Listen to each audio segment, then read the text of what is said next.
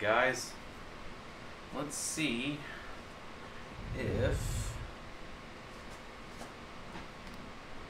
this functions. Microphone test. Let's see, the new mic, I don't know if it's blowing you guys out or not, so let's see. YouTube. Had no time to configure it. We will cut this first part out of the live stream.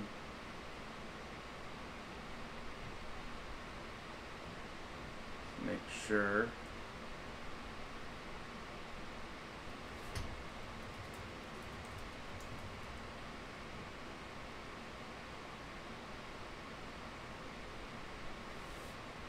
How's this working? Or is it?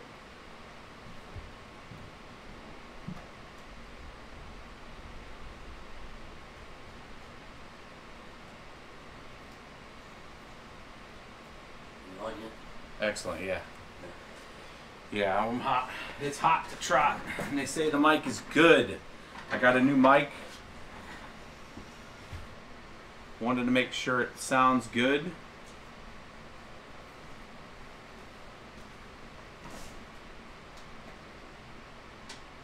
Excellent. It's a new Audio Technica. Did some research and try to find something that sounded good because I was using the shotgun Rode mic before. Have not configured this rig. I think it looks like it's in a reboot loop right now. We're going to get logged into Simple Mining and try to throw some settings to it.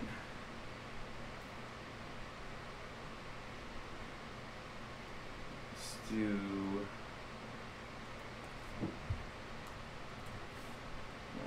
50.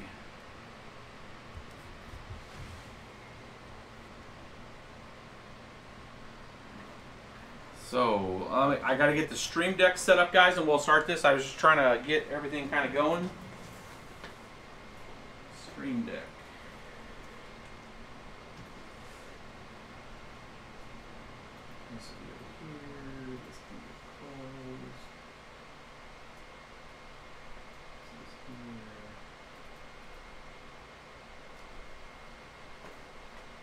The Stream Deck's got to have focus. All right. All right, all right, all right. Watching this. Reset counters. All right, guys. Make sure we got a keyboard on this. Welcome. Christmas Eve. It's definitely Christmas for some of you. I know some of you guys join us from all over the world. So Merry Christmas. Those folks that are just joining us, we got a pretty cool build tonight. Looks like, wow, 100 people. Not bad. So, one hell of a build tonight. As you can see, the top doesn't go on this, so we got a convertible top it. These MSI 1070Ti's, these are the Titanium edition. We tested like 5 or 6 cards in this like a couple nights ago, and every card allowed it to the top to actually go on, but I never tested it with the MSI twin frozer kind of design, the Gaming X design, which is the same shroud and the actual the entire like heatsink combo that the Titanium uses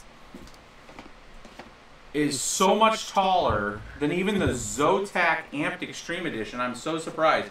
It's actually like 1.5 inches taller after you have the 8 6-pin combo here on the tops of the cards. Like this thing doesn't even get close to trying to close. Like, I'm trying to look for the top of the case, but I don't remember where we put it. I had the old, I don't think we put it over there. I have my brother over tonight. We're been doing the family thing, trying to build the stuff. I think I put it right here.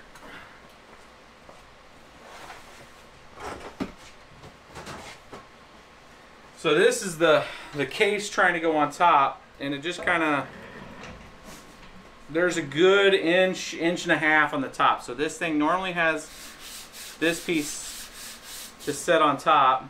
You could technically, I guess, leave it like that. You'd have a little bit of vent from this side if you wanted to, but I wouldn't rest anything on top of it. So with these, There's an echo on the mic. an echo. Yeah. Let's see. Small echo. And something so really close to the mic is like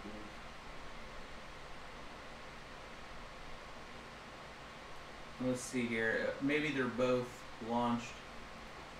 Let's see here. Stream only. Audio input none. Let's do that.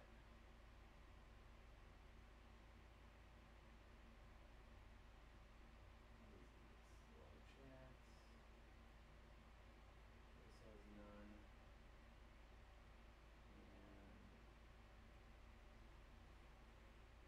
And let's make sure I don't see the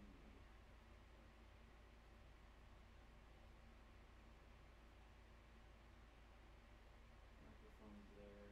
Okay.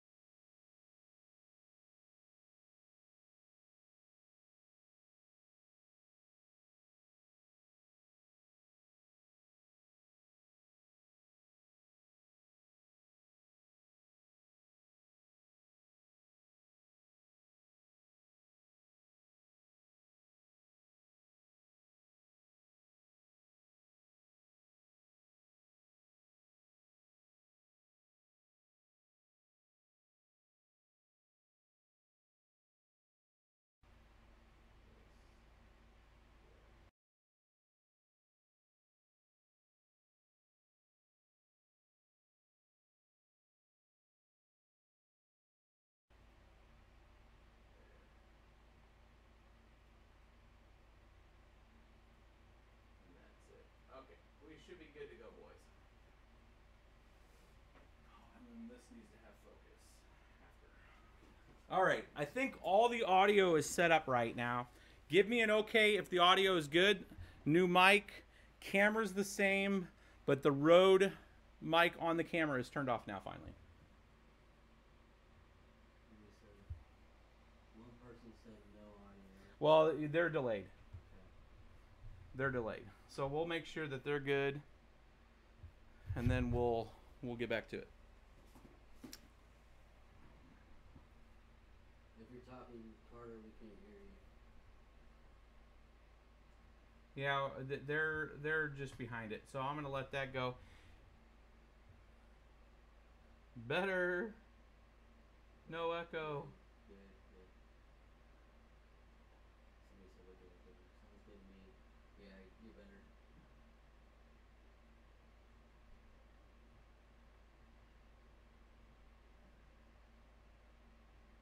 Yeah, there was two. The Rode mic was on a couple sources, and then the Audio Technica was on too.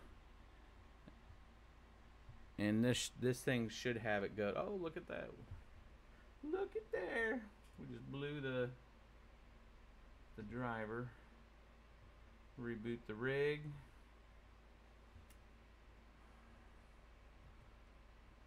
That's cool because I wanted to get in here anyways. Let's go inside this. Can I turn the volume up on the mic? Yeah, I turn it up. Could be Let's say sing a Merry Christmas. the audio could be a little louder. Maybe I can just set a little closer to the mic because this is going to be RIP headphone users. Hold on.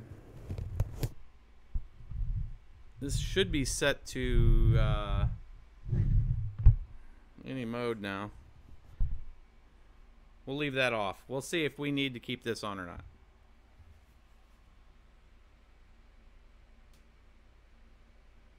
So Is this thing rebooting? All right, cool.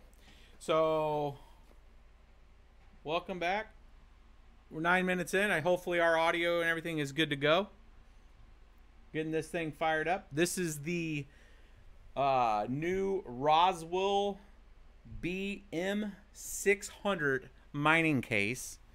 It's pretty interesting.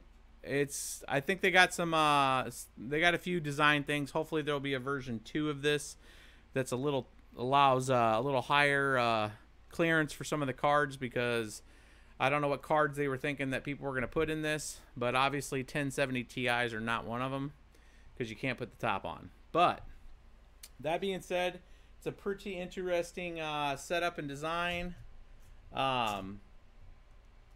Noticing one of the fans are not on there, it's a pretty tight fit with these kind of size of cards.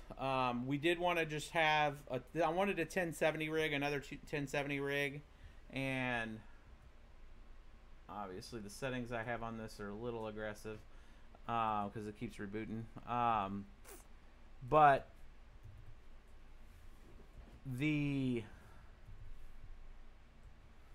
I think this is really this case here is really designed for the smaller form factor cards, just from the size where the fans are at, and we'll get a little closer up here.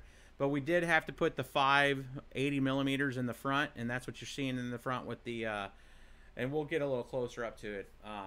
And then some 120 fans in I guess this would be considered the front. Your front is the 580 millimeter fans.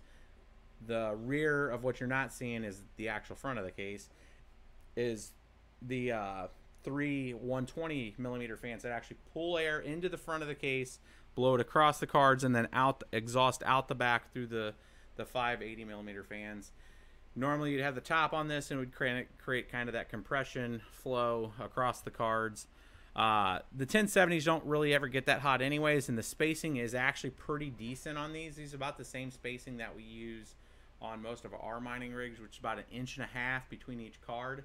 So it's not that bad if you have the MSI cards here. It's just a little too tall for this case. But I do like it, but I will kind of come out and say that when we first built this tonight, and don't worry, I took all the video of us putting it together. I'm actually going to do that in an episode.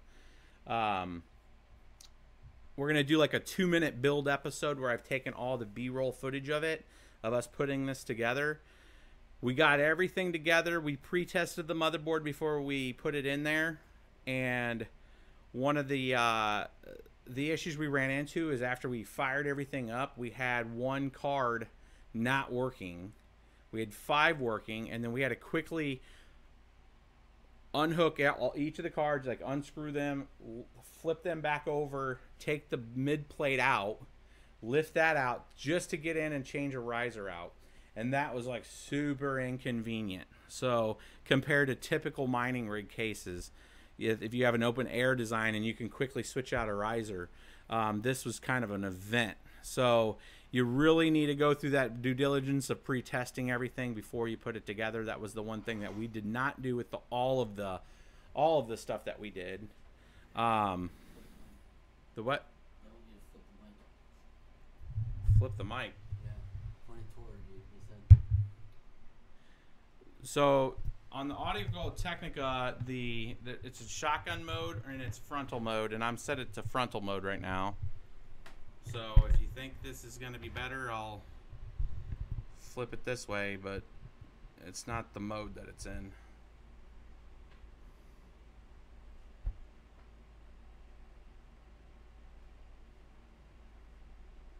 Merry Christmas to you, Fernando, for that $10 super chat. So the people that were asking, the front of the case is over here, and I can kind of maybe spin it around so you guys can see it. Try to pivot some of this around without messing anything up. You guys can see the front here. Make it a little blip. There's the front. So you have triple 120s sucking air in from the front here, blowing it across the cards, and you got the 580 millimeter fans blowing out the back, which kind of suck the air off the cards and blow it out the back. So you have a constant airflow across the whole tops of the cards. It is a pretty decent design. I do like it. However, again, when you're doing this, and you'll see this in our build review of this. So we did take all the video of it. As we were putting this together, you really have to test everything. That's one thing I'm going to hone on with everybody, is you got to pre-test everything, because once this is all in, if you have a riser or something that's not working, it's going to cause some problems. What's wrong? You want me to quickly say what's not a better way. I know, that's kind of what I was saying. This has that mode, and it's probably just a gain issue right now, and I probably need to mess with the gain. But the way this microphone works is it has a shotgun mode toward the front, and then it has a circle in here that you can see the field capture from the front. So you want it like this, for I can project into it, where it looks like it needs to be like this, but that's not the way it is. So hopefully that should be a little better. Perfect. When you slide that case, it blew my eardrums. Yeah, so I do have an extension arm for this that's going to have the mic set like here, and it's not in yet. This came in today. The rest of it did not, and this is the stand that comes with this mic. So don't worry, I'm going to have like a whole setup to where I can move it, and it's like a 3-axis arm thing, and hopefully it should be better. But you know, the kind of tonight I wanted to do a quick review of this. We were not going to be on really long, but I wanted to show you guys this build. We've put this together. We're putting this together as an episode. The entire this build coming together has been recorded.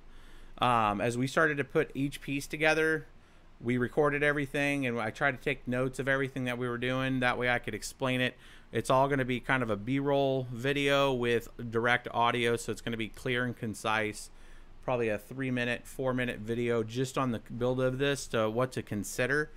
Because of the spacing, I would recommend probably smaller cards than this, unless you want to leave the top open.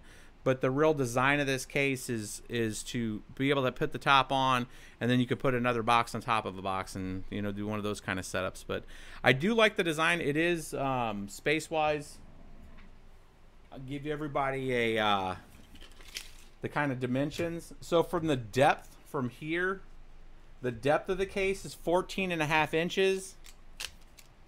From across the top, it is 17 inches across, and the height of the case is 12 inches. So 14.5, 17, and 12.5. That's your size of your case. With these have these 1070 Ti's actually have the 6 and the 8 pin. So since we have 6 of those, we had to put a big enough power supply. You cannot put 2 power supplies in here. There's not enough.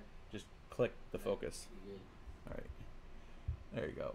736 watts right now is what. Again, we haven't really optimized it, and you can see that this is running about 185 mega hash. We got it up to 191. Not too bad. Oh, look at Aaron LeBlanc with a 50 spot coming in. Merry Christmas to you too, sir. Then we got, so we're right at about 185 watts. This is doing ETH Classic right now. I will test it with a few other coins tonight before we get off here. But this, I'm kind of off the piece there. This tonight was really just to kind of show you guys the build, the look of the build, and let you know that it is coming as an episode. Oh, what's that? You're saying streaming issues. Even Dan said it was offline or something. Oh yeah, it's showing low output. Yeah, I'm seeing low quality right now.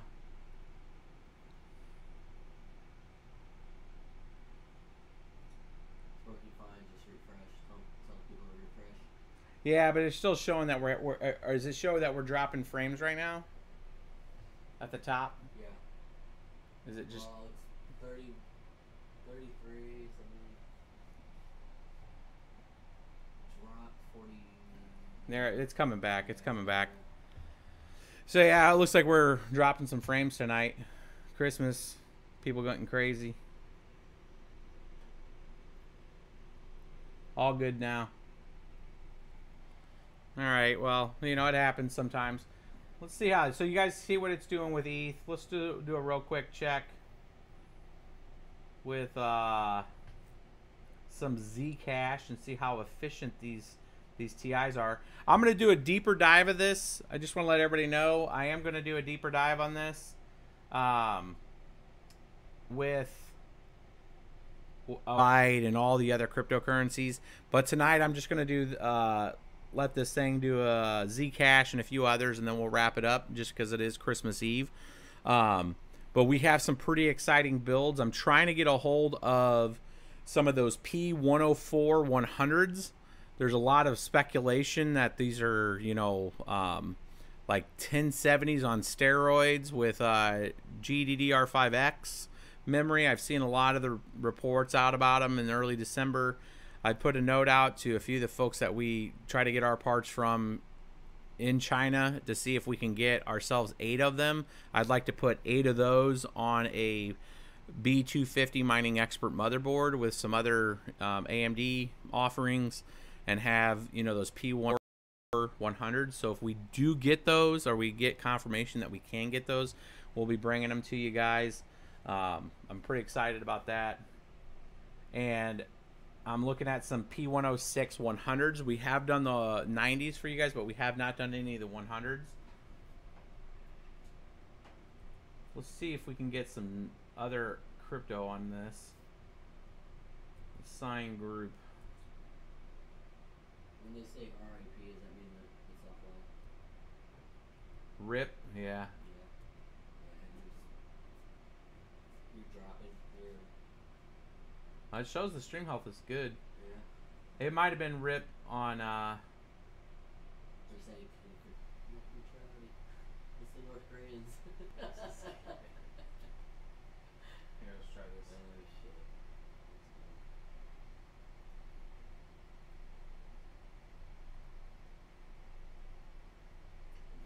It's all on the big coins.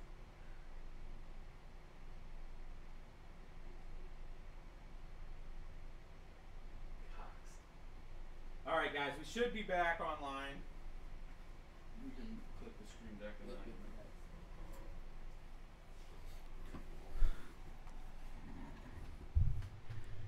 We should be back online. RIP microphone.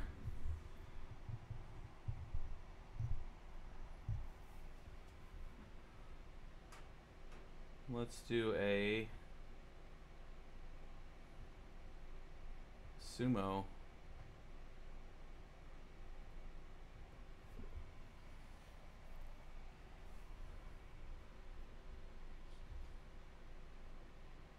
Back now. How's this sounding?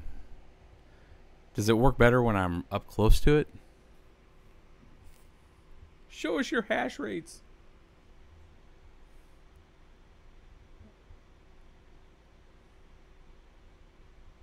Oh God. All the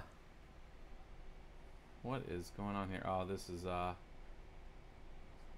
is for the wrong assigned group. Logged into the wrong account. Let's do a reboot. So one of these have my AMD card setups, and then one has the NVIDIA's, and this is the AMD one. We're sending over.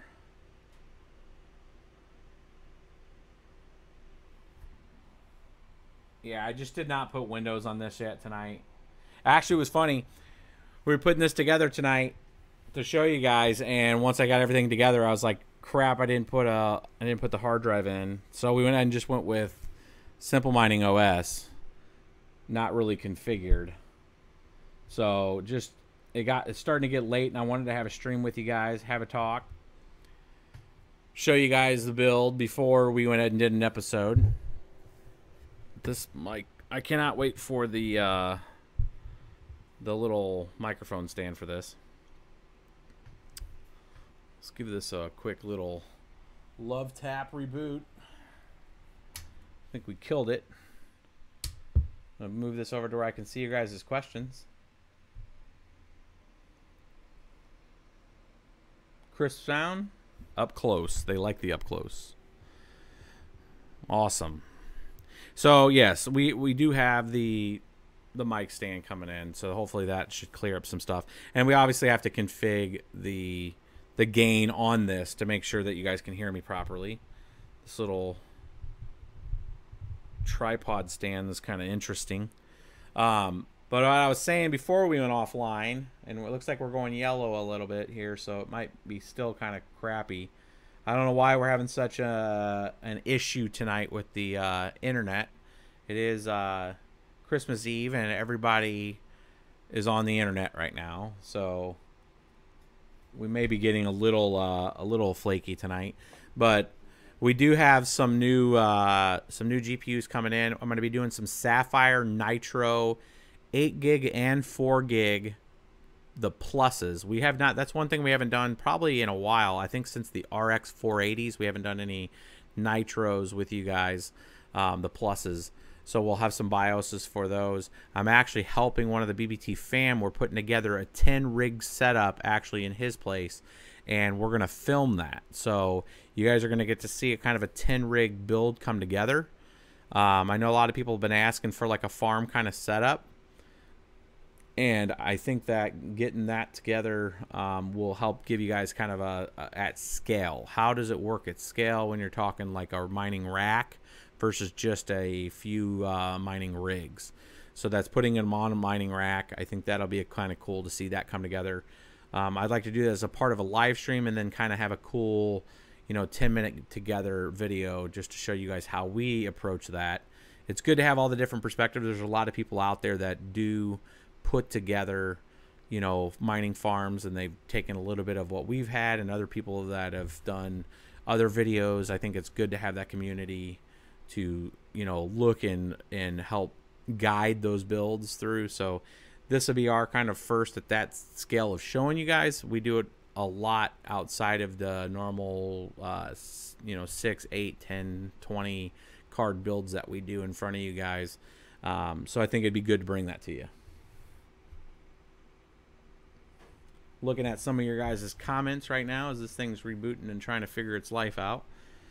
Again, this isn't super configured right now. We are going to have a different stream with this, with Windows and a better setup with, it looks like we're doing Ethereum right now in this.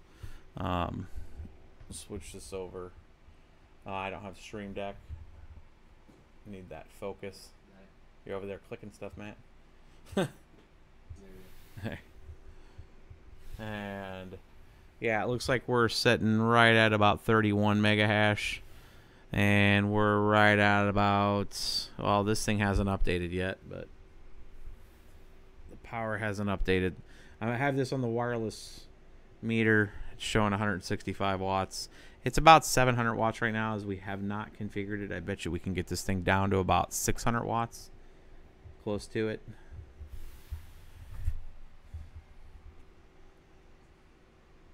Which is not too bad. But I'm excited to bring those builds to you guys. So that's about 60. I think we're going to be doing close to 60 GPUs on that farm. So that you guys will get to see that at scale. I think we're going to be using Simple Mining OS for that, just from a manageability standpoint, being able to manage all the rigs. And part of that management, a lot of questions come in most of the time. People ask about why would you use something like a Simple Mining or any of that. It's all about being able to rapidly change things. And when you can go into Simple Mining and you can quickly click all of those rigs, if you have 10 rigs of 8 GPUs or 10 rigs of 6 GPUs, and that's 60 cards, you can quickly go in there and make that change in a few seconds. Like if you're going to switch from XMR over to Zcash or over to any of the other currencies, having that ability to rapidly switch all of those rigs is paramount. being able to configure to the latest coin. Like if a new coin comes out and you want to be able to rapid fire those rigs to the appropriate pool, you can switch that way too. So it is nice having that ability if you're dealing at scale, and then also if you have the ability to find, you know, if you're gonna do stuff at scale, I've always told people you need to go out and you need to get an account with MA Labs or another wholesaler if you're in the US, and be able to buy cards at scale. That way you're not going out there and trying to jump around all of the retail stuff. You need to buy them at a wholesaler. And MA Labs out of Chicago is the ones that we use for those kind of things, to get cards at scale. And then that way you get the same cards.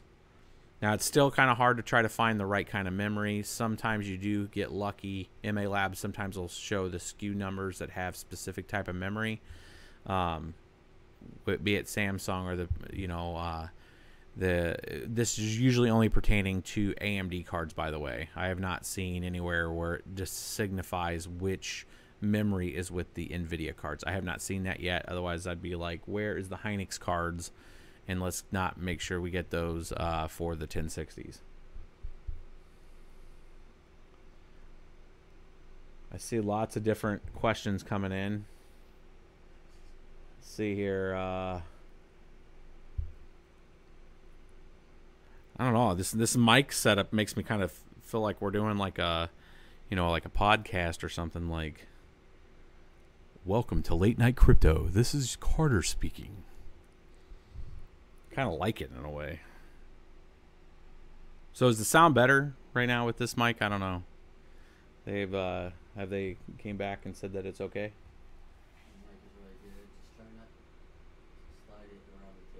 Oh, okay. Yeah, I keep grabbing it and it's probably picking up all that sound.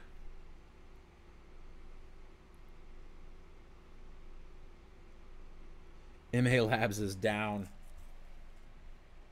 Let's see.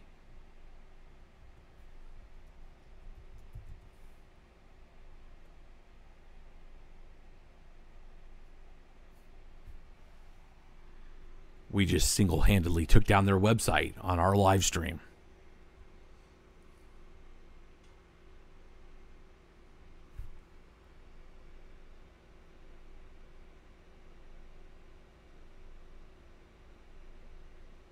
Evidently, they had hamsters running their Apache servers.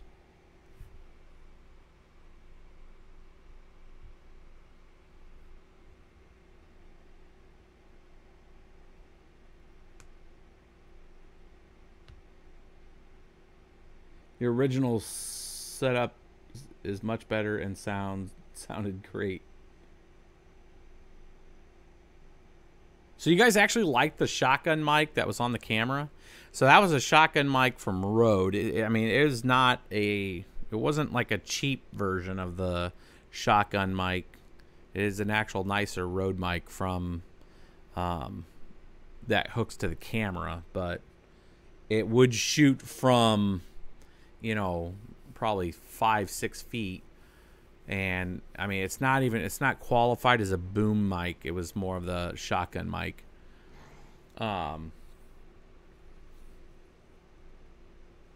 This is a much more expensive mic.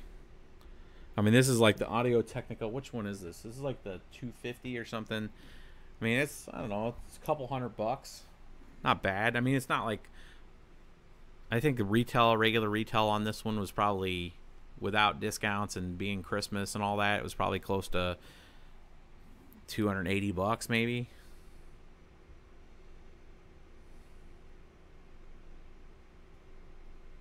You just have to stop touching it.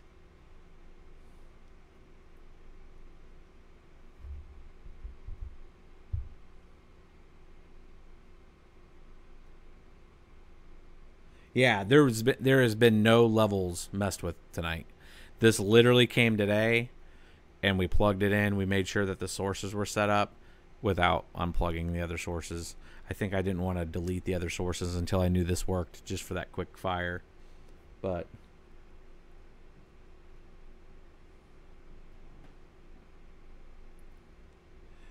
Cyber Skulls, all joking aside, I like the old one. It sounded like you were in a basement. It was real gritty and non-fancy. Like Michael with a little baritone. Yeah, don't mind my brother. He doesn't understand live mics, so he coughs and does all that kind of stuff a lot.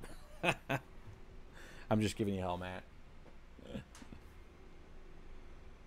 I don't even think they can hear it because I think this is actually not. This is a field mic, so it doesn't. Or a very close quarter mic. It's not really like the shotgun mic that would pick up everything, including the hums of the machines.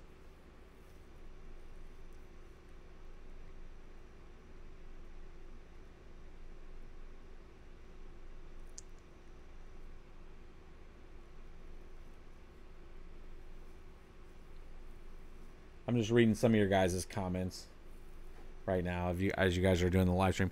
Yeah, so to me tonight wasn't going to be anything really crazy. I wanted to show you guys this thing actually operating and running, mainly because we were doing it anyways. My brother was helping me out tonight over here, and I was kind of walking him through kind of the build and the setups of it, and we had to quickly swap out a riser in this. It was a pain.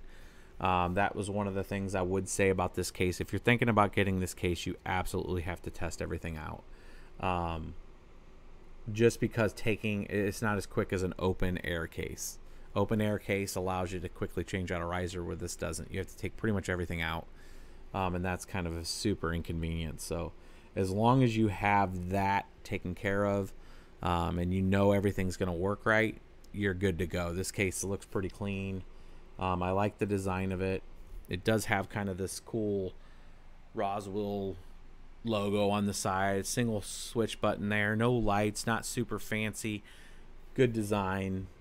Good spacing on the cards. I'd give it probably an 8 out of a 10 for the most part. With the one caveat that is not really Roswell's fault, but in this space, having to change out risers and stuff is a thing, and if you have a case like this, it just kind of hurts you.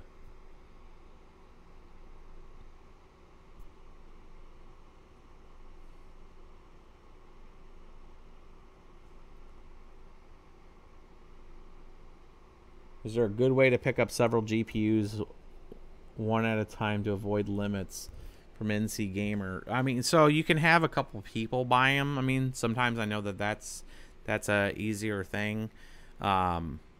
We actually picked these 6 up from Micro Center. Micro Center had a limit pretty much on everything by 2, but they did not have any limits on any of their 1070s when we were out there yesterday. I just picked up, or it was 2 days ago now. I just picked up these 6.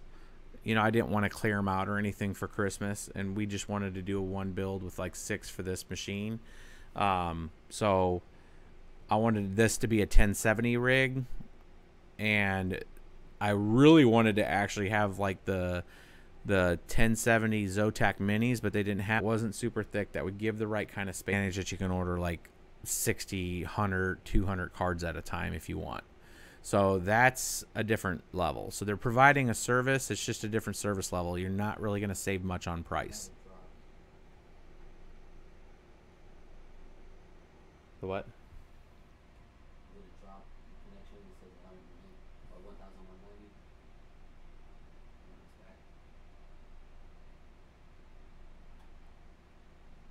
NSA attack confirmed. Is it just dropping frames right now? It's saying not connected to any YouTube live chat. Oh yeah, if you right click on the live chat, just right click on it, and then and then click off the screen. There you go. There you go. We back. Merry Christmas, BBT World. Yeah, so I mean we're obviously have some stream issues tonight. That's one up for Charter with our wonderful upload speed here.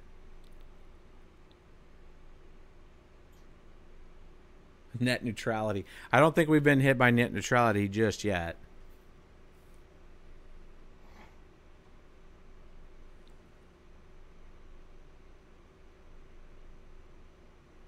Santa's on the roof. Yeah, jacking up the signals. How do you post a link here? Oh, looks like we're lagging again. We dropping again? 238. That's it. Yeah, it just keeps. You see that? It buys 14,480 big build.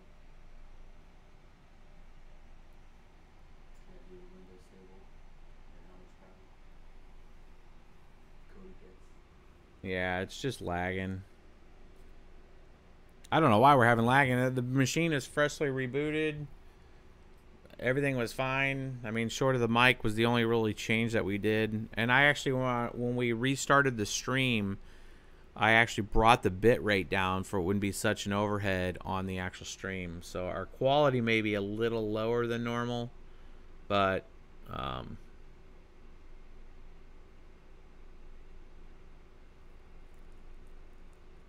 we already lowered it some. And I mean, we're only running 1080p at 30 frames per second. I just think there's a lot of stuff going on the internet in general, just a lot of traffic, and sometimes in this area that we're in, sometimes we get some weird spikes. We are looking, hopefully here in the beginning of the next year, to finally move to a different place, and we're looking at it's highly predicated to where I have access to fiber. So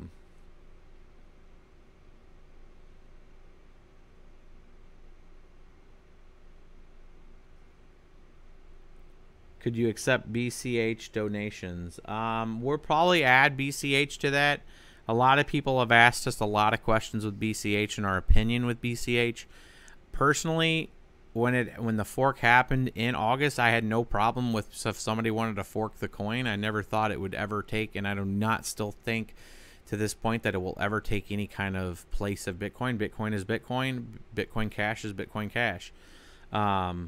The stuff that Roger and that team is doing is really going to be, at the end of the day, irrelevant in years from now, guys. It doesn't matter. These chains are going to outlive all of us.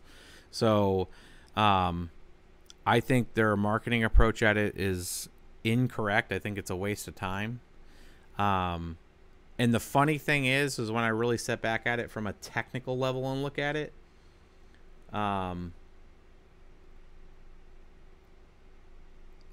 if Bitcoin came out and just wanted to be the Bitcoin core came out and wanted just to be complete a-holes to them, and just turned right around and updated the block size, not that they would, because they're looking more towards SegWit and Lightning and getting companies to switch over to those features. But if they came out and just slam dunked Roger and the team on bumping the byte size up, then there is no sales point on all for Bitcoin Cash. I think it would be actually hilarious. But you know, that's not really the point. But I mean, they could technically change the block size, or you know, and go to 8, 12, 16 megabytes. Who cares, right? It's just going to grow the core folks running nodes. I mean, buy some hard drives. And then Roger and the team has no, I mean, even if they came out and said, aha, you had to move the block size, it'd be like, haha, there's nothing that Bitcoin Cash now has that says that it's better. And at the end of the day, I think it's a moot argument across the board anyways. While everybody, including myself, in 2011 and 2012, when I was trying to explain stuff to Bitcoin to people in general, part of that big sell was the utility to use it as cash, to use it as a transaction function. But as I've understood the technology better, as I've used the technology to buy things and have spent more than enough Bitcoin to make me look back at those purchases as like, what the hell was I thinking, and not to hodl. I think anything that has a limited supply is a horrible vessel to use for cash. By definition, supply-demand dynamics and macroeconomics makes no sense to use it as a transactional medium to me, and in a basic structure like that. Not in such a limited supply when you're looking at the people that could use the amount. Just because it has a natural effect to grow in value because of its rarity. I get that the counter argument of it is that Bitcoin can be divided into multiple smaller units, and it's kind of like, well, it doesn't really matter because it can go into smaller units. Yeah, if you have one Bitcoin and it's worth one thing, one price 1 year, and then it's 16 times the price 2 years later, it makes no sense to ever spend it. It makes sense to exercise cashing it in at some point if it's grown a lot of value and it's changed maybe a livelihood for somebody. And I think Bitcoin Cash in the long run is going to run into the same thing if people start to use it as a store of value at the end of the day, agnostic to its fees. And they start saying, hey, no, it's a longer play for me. I'm going to buy and hold. And then you're going to have the same kind of situation as Bitcoin. So I think Roger, if he's really wanting to use, and anybody in that team that's promoting the fact of using the cryptocurrency of that has a limited supply, I think they should choose something that doesn't, that it has the utility and the rapidity, and not so focused on the growth of price. More than just like for us, if we need to move money before, like just moving it to an exchange or anything like that, or if I was using it anymore, it fell to Litecoin and it fell to Dash, both of which have went up significantly also. And now it's more like Doge. Like the last few transfers I've made in Doge, just because it's not going to swing hugely, even though it's doubled in price in the last few weeks. And it's just, if I'm using it as a utility, I'm going to use something that doesn't have massive swings. And has been pretty rock solid steady. There was another one that we were using for a while too, which was Feathercoin. Feathercoin was it runs fast, it clears quickly, and its price has always been pretty flat, making it great for transactional type of activity. So I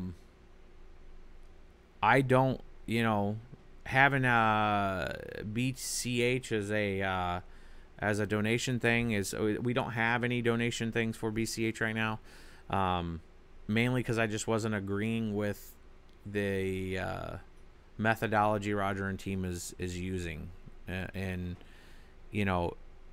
it's a feature set for a coin. Just talk the feature set. Don't try to steal from and say something that it isn't. The longest chain thing is not an argument and all that. So I think it's a functional coin. It'll coexist with anything else out there. And if Core ever switches the block size, then I don't know what they're going to do, because then they have no other argument to it. And it's just, again, going to be a chain, a coin. Are we talking about a shit coin? I'm just tuning in.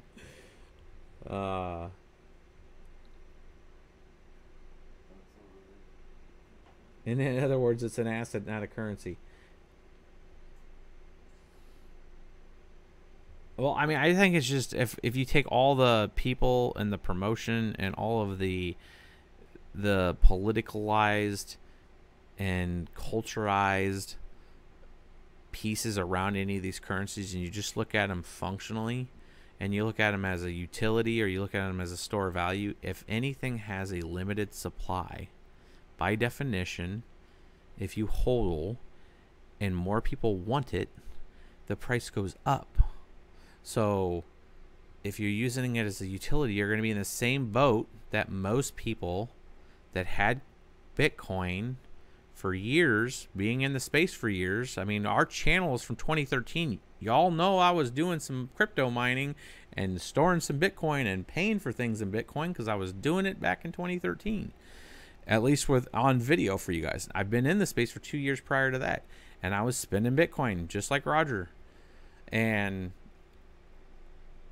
when I look back at that, I looked back at it a year and a half ago, buying 295 X2s for 3.2. Well, it was 295 X2, and I bought a couple 390 X2, the Red Devils, the big ones, the big boys. This guy right here.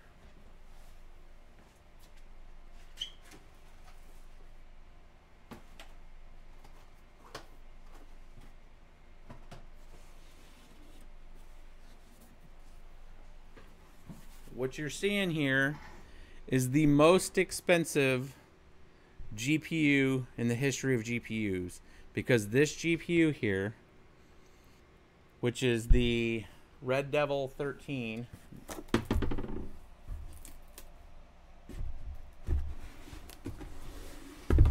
ugh. Do I have the other thing in here? I don't. Here, I have the insert. This card is actually in a gaming rig. I'm not gonna pull it out right now because it was too much to mine with now.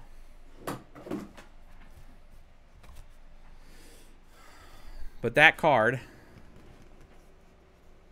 they can see it. Yeah, no, it's fine. They can see it. They've seen these before. So this 295X2, or yeah, 390, sorry, 390 X2, 16 gig of memory on that card, was bought for 3.25 Bitcoin a little over a year ago. Let's look at each other here and think through that again. 3.25 Bitcoin. 3.25 Bitcoin. Let's do the math on that, of how expensive that was on Newegg. This was purchased through Newegg. Moving forward as that as an argument, and when I hear Roger and I hear other people talk about using it as a utility, and this is original Satoshi's vision, I agree 100% when it comes to the utility side of it. However, with the rapid growth in price, there needs to be other coins or other functions that make sense to support that. So mining the different currencies and then having some like Doge and stuff that does not have massive rapid swings in Satoshi value that allow you to facilitate those transactions, to make rapid transactions, I believe absolutely that's the way to do it. But 3.25 BTC for a graphics card, that was my version of the 10K pizza. Yes.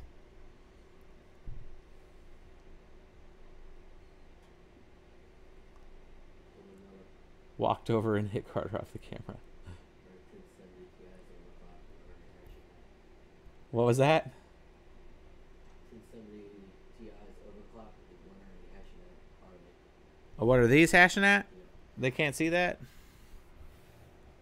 So I have the... Yeah, sure. Oh my god, rip headphone users. Hold on, I'm going to move this to where I'm not hitting it.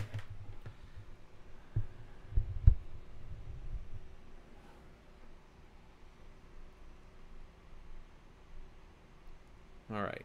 I should have focus. Right now, these are running at 31 and some change, and they're at 738 watts power on Ethereum.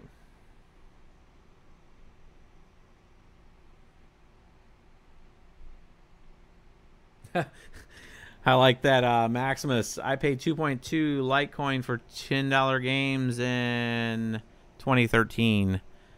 Mistakes were made.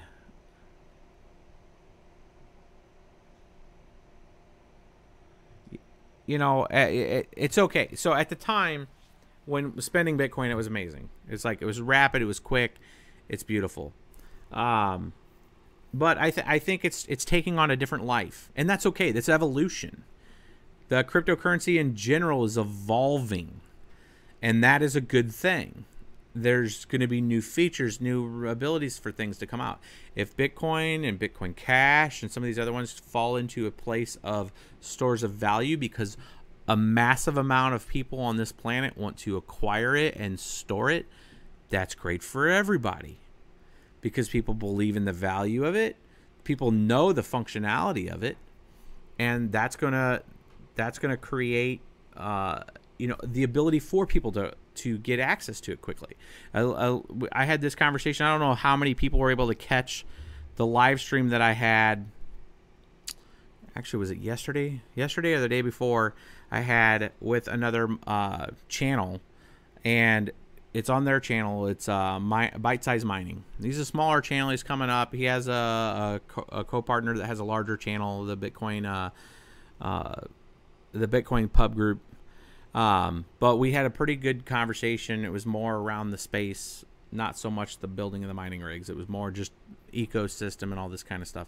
And the one thing, like I was telling those folks, is the ability to have anybody on this planet with a smartphone to be able to interact with each other changes a lot of the principles of the people that who could acquire any cryptocurrency, be it Bitcoin, be it any of these now.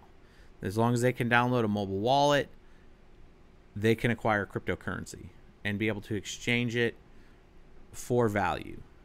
That changes a lot of things, because right now a lot of these, when we start looking at all the figures that are out there right now, when people look at, oh, where could Bitcoin's price go, where could Bitcoin Cash's price go, where could any of these currencies price go, they're predicating all of that on the transfer of value, if it's coming into gold or it's coming into any of these other spaces.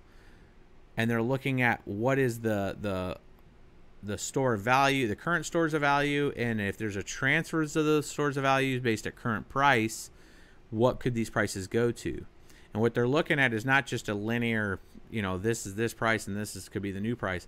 They're looking at what's the average volume on an exchange, like literally what's the amount of buy sell order books on each of the exchanges, how much how much coin is available for purchase at the different levels. And if you had a mass adoption and an ability to get it, that's one of the biggest holdbacks right now in the space, is the ability to acquire cryptocurrency. If you're in the US, it's pretty much Coinbase. There's some Bitcoin ATMs around.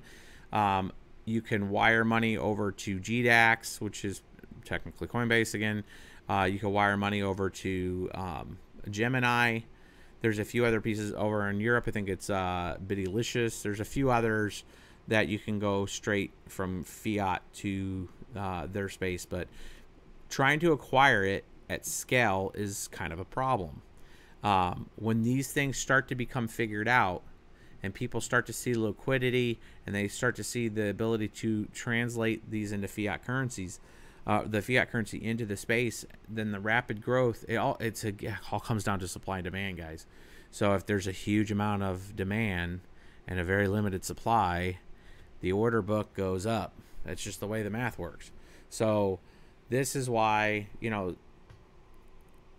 days like this week, you look at crypto in every year in December, it's usually pretty low. I mean, I remember this time of the year is a very good reflection point, because you're around family, you're around friends, and usually if you're in this space, you're talking about it with other people. And I remember sitting here with a lot of folks Christmas Eve and throughout the rest of this week through New Year's, sitting there talking. And I remember we were talking, last year's conversation was, should we pick up enough Dash to make a masternode?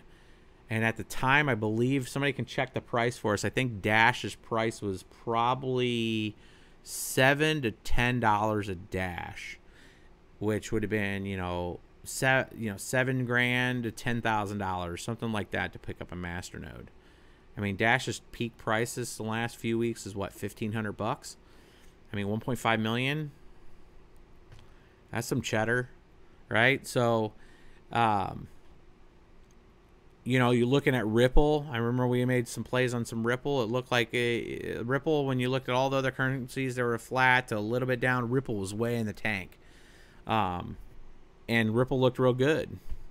And, I remember sitting there talking with the guys. I'm like, Ripple looks pretty good, but, we're super predicated on mining, right? So I'm going to support the mining scene. I'm going to support the people that are taking the effort into building proof of work currencies that GPUs can use. So we went long on ETH, went long on ETC, Zcash, everything went up this last year, obviously. It really kind of gives you that reflection point. We're now at that same point as we were last year. What's in 2018? What is going to go on with 2018? And you're looking at a lot of huge projects coming out that are super exciting, that are doing work, that are trying to bring, you know, the big, you know, blockchain 3.0 technology out there, get rapid adoption from a commercial standpoint, start changing the way things work when on the background of the way smart contracts work. Lots of featured updates. We should have some updates hopefully soon on how Ethereum's proof of stake guidance is looking. You know, is it going to be in the next hard fork, which I highly doubt, or if it's going to be sometime in August again. And, you know, we have 7 months, 8 months worth of proof of work for Ethereum. We got the North American Bitcoin Conference coming up in January. That's usually a nice little bump for across the board for all the currencies. Just because you got a lot of the main ecosystem people driving a lot of the innovation and discussion around what's, you know, coming up. And I kind of give you guys an insight the way most of those big conferences kind of work. I mean, when I used to work for a big Fortune 500 company, and every year we'd have these big meetings, which really kind of set the tone for the whole year of like, here's where the innovation's going. Here's who's working on stuff. Here's our roadmap. And it was a collection of industry leaders. It was a collection of a whole bunch of partners that are out there and people working on stuff, and they come together and they say, here's what we're doing. And you can either participate in that. You could invest in part of that. You could, you know, you got the hype bubble stuff that comes from that, but a lot of partnerships are derived at those kind of events. And you get a lot of those kind of, you know, just that new breath of what's new. What have people been working on the last 9 months, 12 months at each of those big events? So, you know, North American Bitcoin Conference happens in 17th through the 20th of January. So when you're looking at, you know, each of those conferences usually do a bump on everything. So if Bitcoin looks like it's a good price right now, it might be a good price right now to pick up some Bitcoin. With that conference coming up. I mean, that's just a natural thing. Just as a side note, I am not a financial advisor, just making observations. Have to say that out there. Hash graph. You got EOS, which should have, I mean, they got a working testnet right now, and the stuff that Dan Lerner's working on. They should, I mean, looking at their schedule with Steemit and Digibyte and the way, or Digibyte, not Digibyte, his Byte Shares. That's his other one. Byte Shares and Steemit, the way those things progressed, I have no doubt that EOS will be functional and doing well. I have a very high confidence actually in that. They're doing an application level stack stuff, kind of like a platform based system, so that should be interesting. A really cool, we'll have to get a link on this, but there's a couple really good use cases that they were showing how smart contracts function with that, and I think that's going to be interesting. You got other innovation from big Fortune 500s coming out that would technically are open source, and people will start to pick up some of that tech and then maybe integrate it. You got Cryptlets coming from Microsoft Cocoa, which really comes into that kind of blockchain oracle standpoint from how things are going to interconnect when you have old world system stuff meeting where they crash together with the blockchain and how those things come together to really make some functionality. When you guys have this kind of technology that we're supporting from a platform side on these mining rigs doing proof of work, and these networks are coming together, the stuff that's going to be built smart contract wise on these networks to use the gas that we're farming, to really get a hook and get the connection into the real world stuff, it is all about how are they going to interact with legacy systems. This stuff is just like there's a better way to drive cars, there's a better way to fuel things, there's electric, there's, you know, companies that were working on hydrogen stuff, but you still have a lot of gas stations everywhere. So that infrastructure has to be weaned off over a period of time. You also have a huge support structure for those things. This is the way I look at the crypto space. It is proving that it can go toe to toe with some of the best technology in the world, if not just completely re-innovate the way everything works. But this is going to be one of those kind of stair-step things that it's going to kind of integrate itself into society. Why does that care for us that do the mining and all that kind of stuff? It's because we support the security structure right now through proof of work. As we get into proof of effort and other currencies, I'm looking really forward into what we can do with GPU mining next year. And when we see if Richard Hart and some of the other folks that are working on the computational fluid dynamics stuff starts to come around, and we get some opportunity to start throwing some hashes towards actual proof of effort work package stuff like SETI at home and folding at home, stuff that's actually submitting computational packages back as part of their work on top of also doing proof of work effort.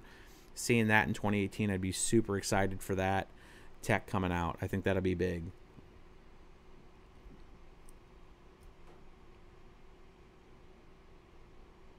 Taking a look over at your guys' chat. I haven't been paying attention. I've been kind of in the zone right now. Let's see here.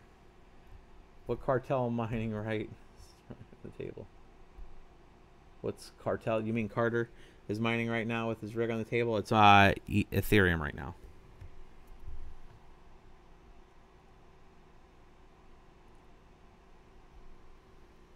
So this is 1070 Ti Titaniums from MSI, and they are rocking out at about 31 mega hash at 700 watts right now.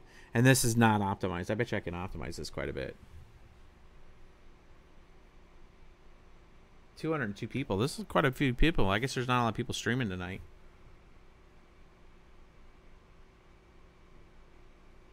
I did folding at home for 8 years, and my 6 million points are worthless. Well, you know, there's an interesting point here.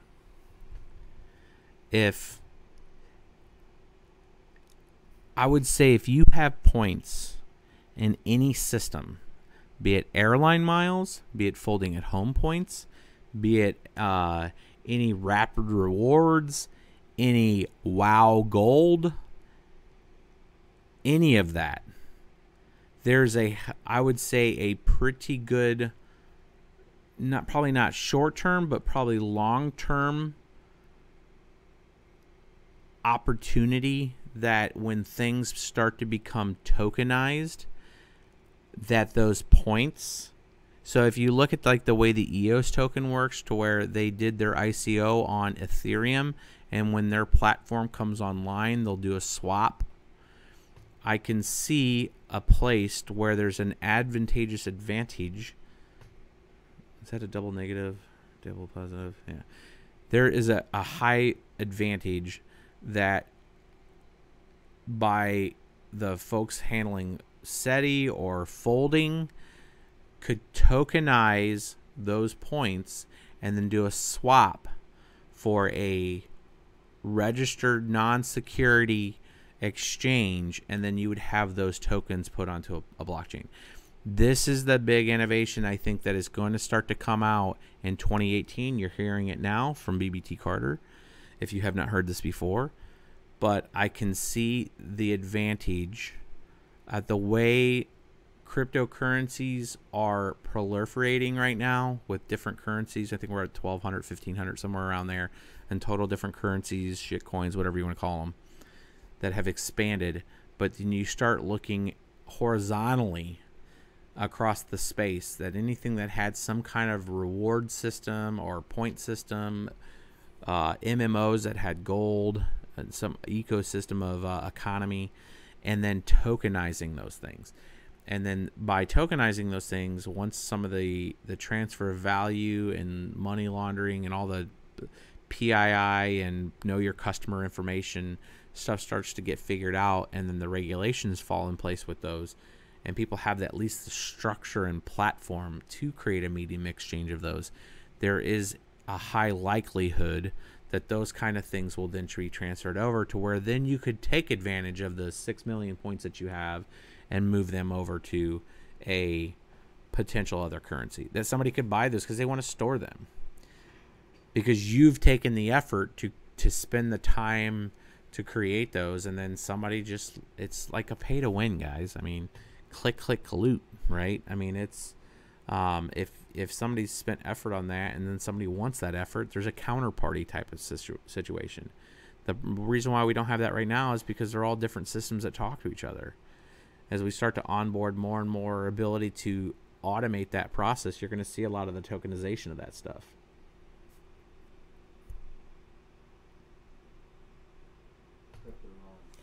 Time to cash in all my Kool-Aid points. What about crypto runs? Question. The who's? Crypto run. I don't see it. Carter, so you're telling me. Ah, Crypto run. You don't see his no. 1149. No, I got all the super chats though. So you're telling me that my 1 million Amex points will actually have some value? Yes, there's a high chance of that. I think, and the question was, would his 1 million Amex points have some kind of value? It absolutely, every company out there right now is looking at this. I mean, I'm telling you guys, this is the way this is working, is looking at how do they tokenize it. And the only thing holding them back from tokenizing it right now and not spinning up a team and creating some kind of counterparty ecosystem for this is truly the non-regulation piece of it right now, is that companies are not going to move forward with this until they understand what the implications are by tokenizing their reward system. Because if they tokenize it, then there's technically an ability for those things to be transferred off of their systems, because they're not going to be, for them to expose that system to you would be to make it, even if it's a privatized platform that is public, from a transaction. So when I talk a private execution public blockchain, think Ripple. So we cannot execute the feature set on Ripple when it comes to R3 bank transfers. However, we can buy, sell, and trade Ripple, right? So if you can think about that, to where the usage of that may have to correspond with an existing account. So if you have two people with Southwest miles,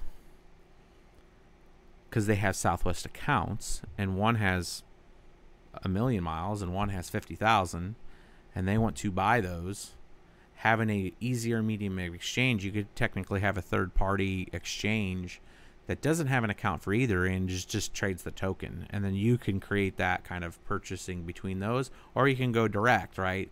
That's the eventual ecosystem that these type of things could happen with these, with the reward points. The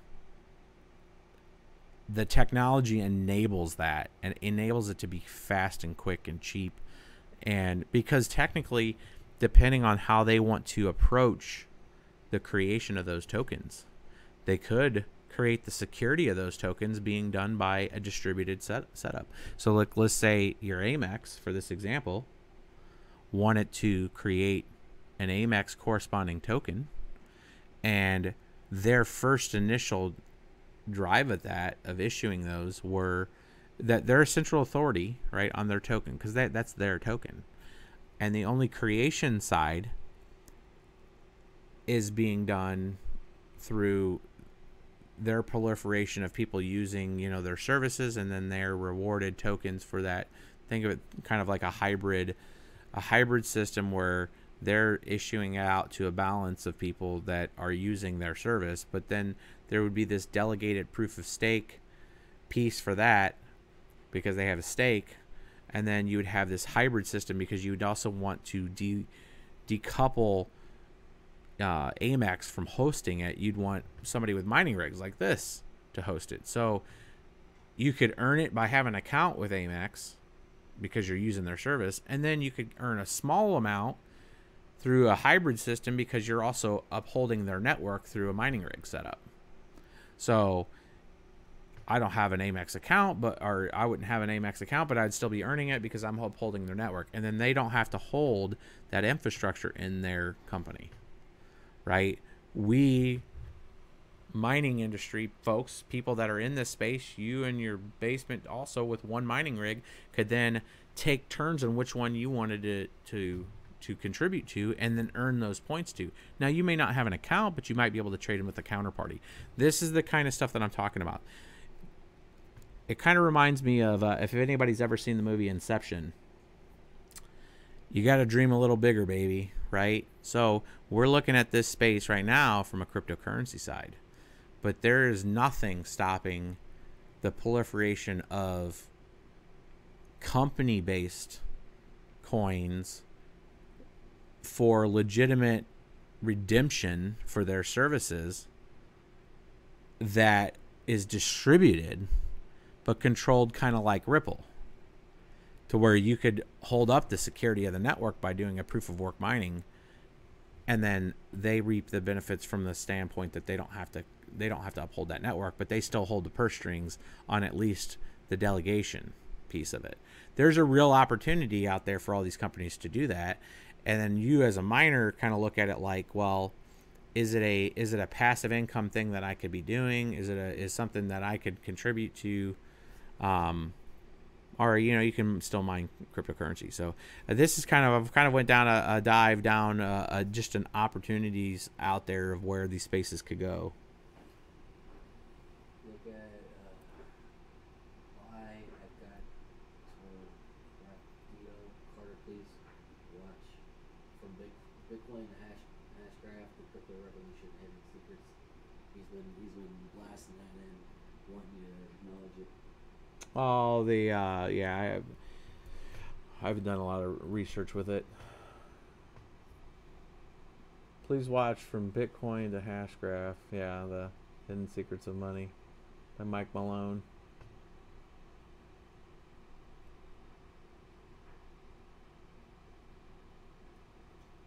A lot of people talking shit about hash. Nice hash.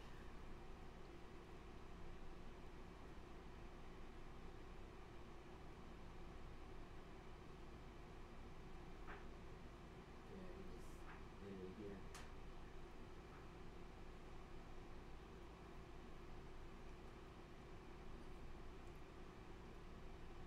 Well, I mean, for the folks that nothing, at least in my humble opinion, is going to destroy Bitcoin. Bitcoin's there forever. It has the biggest name. It's going to get feature upgrades. There's a lot of interest to ensure that things will progress forward with it. Bitcoin, I think, is a strong store of value for the long term. It's what it is. Now, there's other things that could come around that are going to create new feature sets that are going to be integrated in society and could absolutely be the driver of to move things in directions that we don't even know what could be done yet. I think we're entering now that kind of you hear a lot of the space talk about, you know, this is 1996 and the internet sounds cool. I think we're getting into that. It's 1998 and there's a huge amount of innovation coming into the space horizontally across, not just vertically, but horizontally across multiple facets of society and space, across multiple countries that are investing a lot into the space. And we're going to see some things that are going to blow all of our socks off. Not just with the currency sides, but just with the innovation and technology side. So, Look at his comments.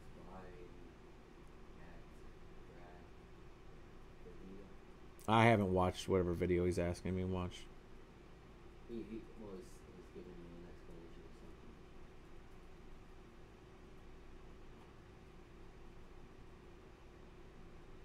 And then someone else wants to see the hash rate. Yeah, but I mean, the people that make the so I'll speak to his comment where he's talking about the transaction speed, and it's like comparing a bulldozer to a sports car. A bulldozer doesn't need to go fast. Bitcoin never, while it could be modified and then take in updates to create a rapidity, a speed of transactions, a throughput, by design does not need to be at 1 million transactions per second.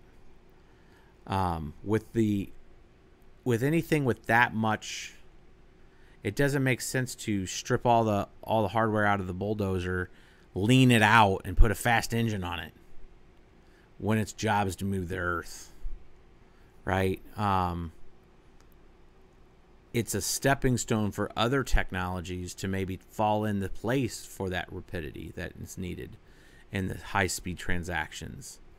But when you look at the use case of Bitcoin, and you look at the primary utilities of what Bitcoin was trying to do from a money standpoint, and look where it's at right now from the vision point of where it's being directed at right now, as essentially a store of value, as the store of value, potentially the main primary long-term store of value for the whole world.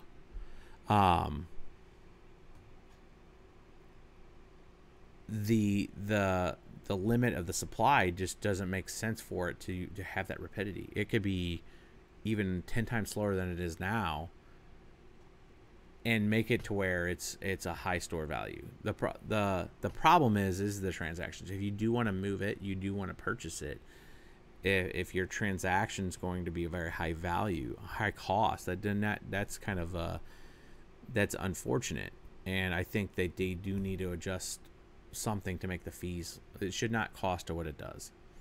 I mean, for small transactions, like at all. I mean, like if I want to move $10 worth of Bitcoin, it shouldn't cost me $50. That's just ridiculous. I agree with that. I think that needs to be fixed.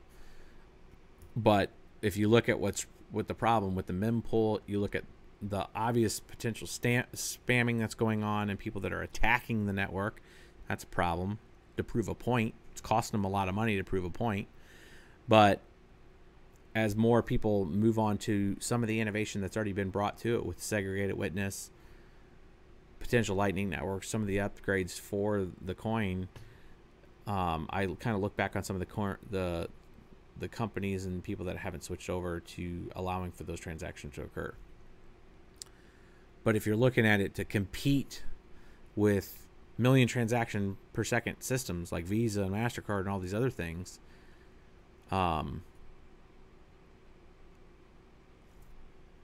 it's a shoe fit size issue. Like, does it need to fit all the different use cases that people are wanting it to do? They want it as cash. They want it as this. That is the advantage of having some of these other alt networks to facilitate some of those transactions. So that's where you're going to have some issue, I think.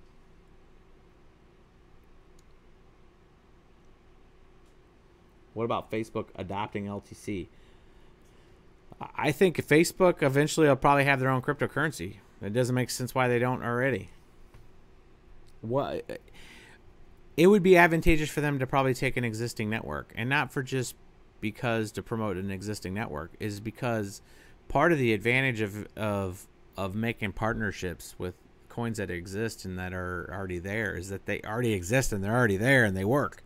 So making an integration point with them is real good. That's why you saw, some of the other currencies in IOTA and I think a few other ones kind of bump up because, you had big companies make partnerships with them. Like there was a whole bunch purchased. I don't remember if it was, I think it was IOTA. I'll have to do some research, but I think it was either IOTA. It was one of them that Bosch made a partnership with, and they were just like, we could have made our own, but we're going to go ahead and move on with this other one that looks good and already has good tech, and we're going to make a partnership and we're going to buy a whole bunch of it ahead of it. So I think more companies are going to start to, if they're looking from a transactional standpoint, they're going to look at some of the technology and they're just going to go with an existing cryptocurrency that's out there. Especially from the fringe benefits of the feature sets that are being brought with them. That's why you've seen JP and some of the other banks work with Ripple, work with Zcash when you look at the zero knowledge proof stuff that they're doing, which has real strong ability if implemented right and some innovation added more to it. If you can decouple the keeping certain components of a transaction with some anonymity, like if you're doing a transaction, you don't want the whole thing exposed, especially if you're moving PII information, personally identified information. You may just want to be able to interact with a counterparty, make sure value's transferred and everything's good to go. They don't need to know where I live and all this other stuff, right? So that kind of technology I think will be added in there. Crypto Ron dropping a 50 spot like a boss. Just wanted to say gratitude for all that you do. As I mentioned regular in chat, I'm glad to contribute any way I can. Crypto Ron like a boss. Yeah, hit me up on just anybody that does any of the super chats. You guys just put in the actual subject on bitsbetrippin@gmail.com and just put in their super chat and then ask your question, guys, and I'll make sure I get to it. Yeah, was it Verava Catlin said, yeah, Bosch bought them.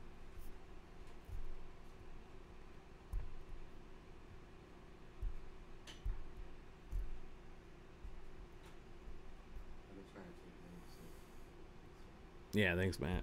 Helping out there, buddy. Yeah, I mean, I don't do a lot of this with you guys. Usually we're just working on the rigs, but I've been trying to get more into it because, I mean, you guys know that I do a lot of the builds, and I try to bring you guys, the series, and I'm off this entire next week, and I'm super stoked about it because I got a lot that I'm going to be focusing on the website. I'm going to get the resource database online on bitsbetrippin.com or bitsbetrippin.io. Both the URLs go there. That resource database is being completely revamped. Question answer, quick reference guides, hardware, software, BIOSes, all that stuff's going to be up there for you guys this next week. All that stuff's going to be online and live. That's what I've been working on. That's what I'm going to work on for this next week, since I have the entire week off to focus on it and bring it to you guys. That's what we try to do here. I have some of the team members over this week to knock that out too with us. We got some crazy builds coming down, but where I can, I like to explain from the other part of my life with doing a lot of the architectural design for big systems.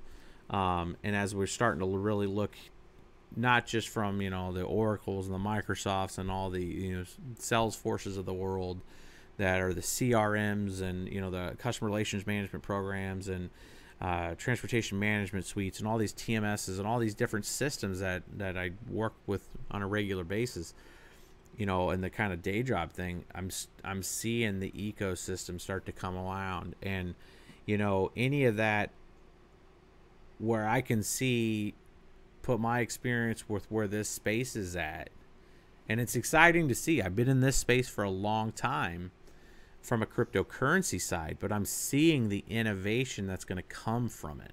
Like, no bullshit, it is coming, and it's coming hard on a lot of these different facets of the technology, from an information management exchange, from identity management, from security of communications, from all this type of space. And when you couple it, people are like, well, they'll just privatize it. They'll privatize the space. They'll privatize the technology. They'll have, because you can get more rapid connection because you don't have to have this huge distribution and they have to work with time delays. And there's all kinds of technical pieces in the space when you start talking around, planetary systems talking with each other. When you're talking time zones and you're talking time dilation, you're talking time decay, all these different things that happen on a network.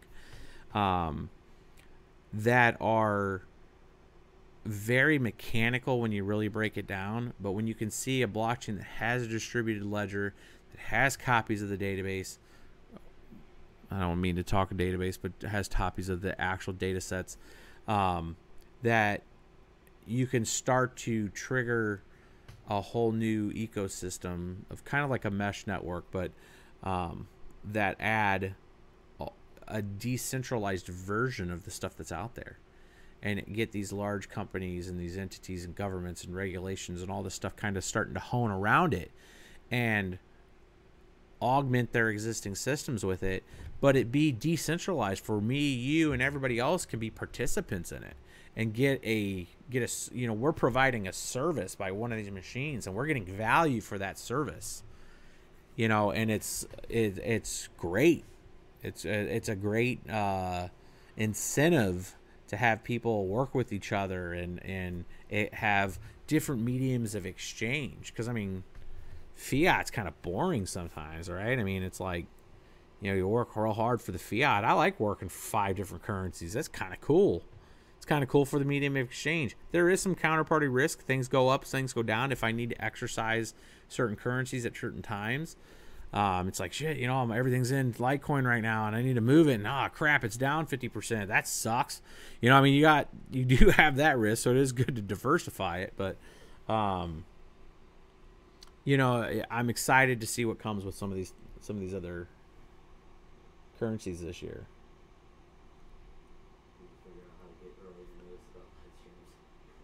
Early notice about live stream. Hey, guys, I wasn't even gonna do one tonight, but I mean, we were sitting here. I had my brother Matt over here. We're put this machine together. I have a whole bunch of other equipment coming in. It should be showing up hopefully tomorrow. Well, it won't come tomorrow because it's Christmas, but 26th, 27th, we're gonna have some new hardware coming in. I got a few more 1080 Ti. We're gonna have some Asus Cerberuses in, or I'm gonna try to get the P104 100s, which are like it's like the newer version of, like, you have the P106s, the 90s and the 100s, which are the 1060s, the 3 gigs and the 6 gigs. The new P104 100s, which I just heard about them. I have not seen any. I've put out the fillers with the AliExpress and Alibaba guys that I know that we bought things from, to put a line on them that I'm trying to at least get 8 of them. If I have to buy a bigger lot of them, I will, and we'll bring them in. We'll get some testing on them. I'm seeing some crazy numbers on them right now. Just the stuff that I've seen. I think there's a few videos on YouTube showing them doing 38 mega hash, but until I get them in here, I want to see them do that at about the same rate as these. And if you guys, yeah, I see somebody making a comment. Yeah, you have to follow us on Twitter. If you want to see or hear stuff or see things early, follow us on Twitter. I tweet a lot on there and put a lot of pictures on there. Make just some bullshit account. I know a lot of people out there don't like, I don't have a Twitter account. Just make some, you know, use a, you know, just follow us. I have a whole bunch of people that just follow us and a few others, so I can kind of see it. And if you click the bell, you'll get notified when we have a live stream.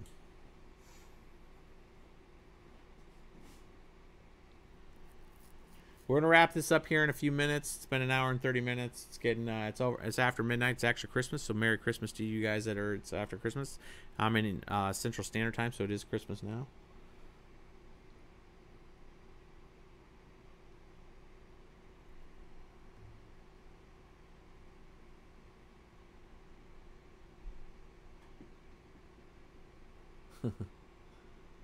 Reading some of these funny chats. 207 people. Where's everybody at? You guys can type right now. Just type kind of if you're in a country or in a state. You don't have to give me the city you're in, but just I'm curious what all these folks in here, where they're from, being midnight in the Central Standard Time. Merry Christmas to you, Joe. Should have done a Christmas rig. If you look on our Twitter about a week and a half ago, I did do a few Christmas rigs. Had them painted green and red.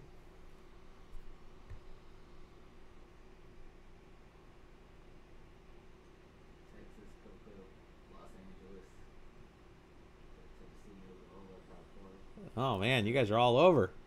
South Florida, Tennessee, got a couple people in Florida, British Columbia, Toronto, Australia, 4 p.m. Craig Pope, I hear you. Singapore Island, shout out.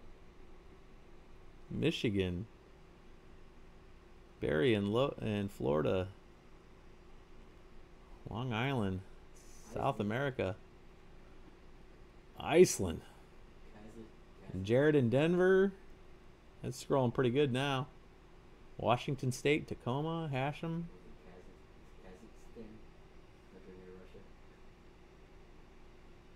Zachary, Afghanistan, I hear you. Sweden, Mr. Swordsteel. British Columbia. So it's worldwide. We got some folks in Sweden. We lost 10 people. Went to type where they're at and it just dumped them. 1:30 in the morning for the Eastern Standard Time, folks.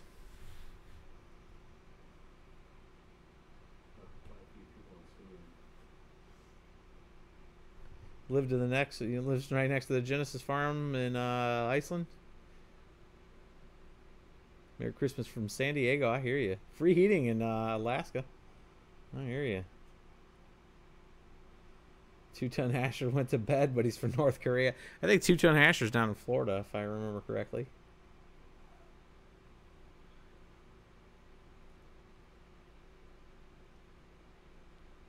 No problem, John Smith. That's what I'm trying to bring it for, man.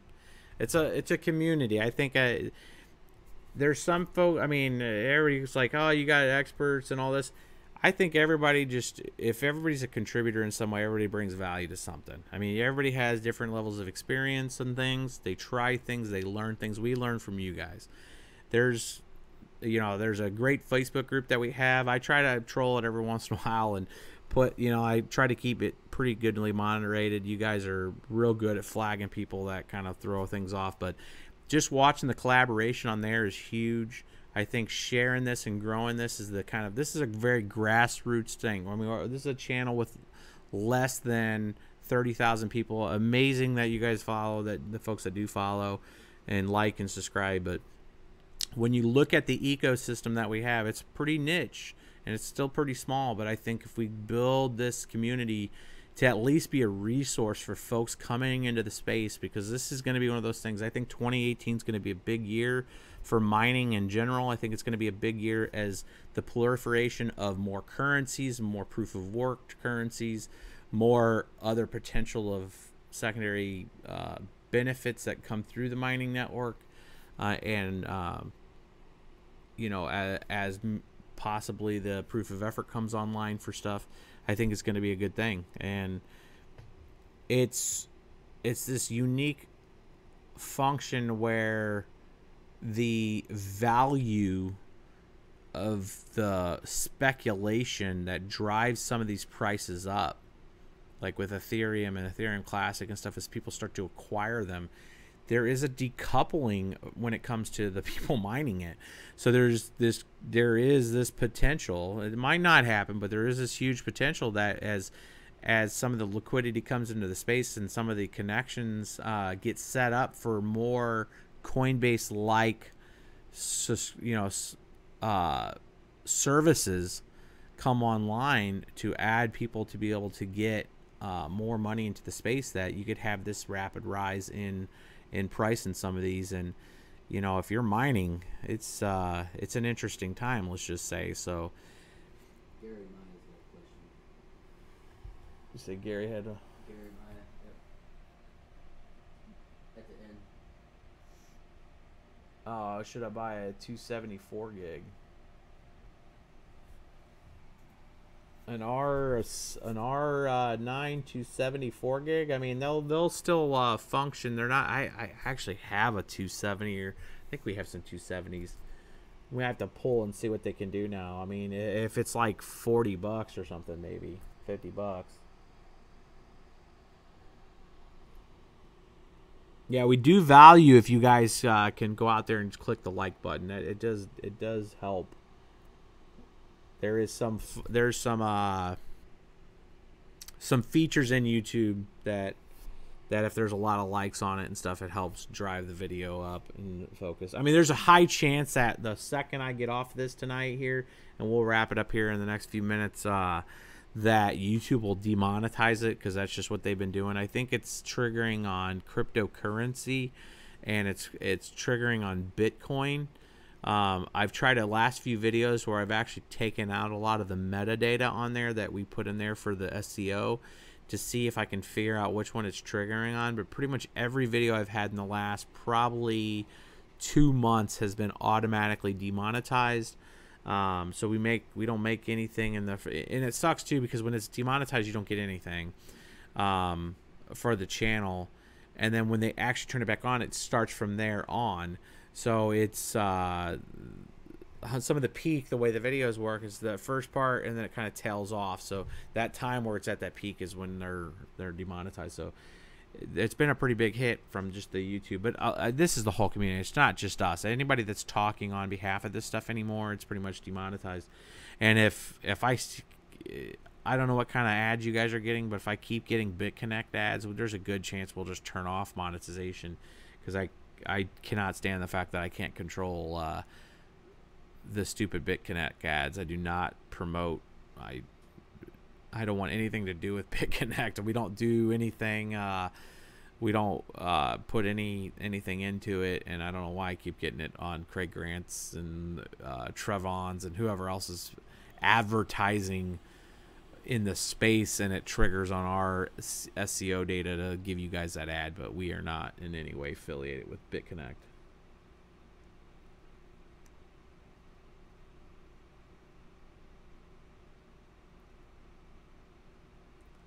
Still toasting bread on the back of GPUs. You know, these things are actually running, I mean, they're running a little warm, and I think it's because of this case. 77 Celsius is pretty hot.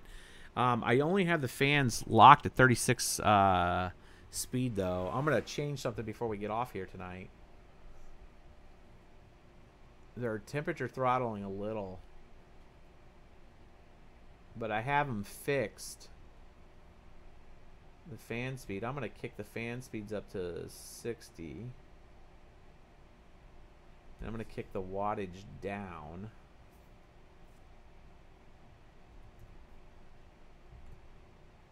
We'll see. It's going to reboot real quick. We're at 31 mega hash. These things are about 33 with Windows, and I'm going to see if we can get them up into around 34 with Windows tomorrow. I'm going to, probably not tomorrow because we're going to be doing a lot of Christmas stuff, but when I get back onto this on Tuesday, we'll have a Windows drive in here. I'm going to have one more machine, and we'll do another live stream. I want to have this machine and another machine for the live stream. We'll have Windows up, and we'll have the multi-miner on this, and we'll take it through all the different currencies. I want to see what these titaniums can actually do. Let's see if it's actually stable. Oh, I stole some power from it. Now it's at 24. That's not enough. Should drop the power quite a bit, though. Let's see if it hold that.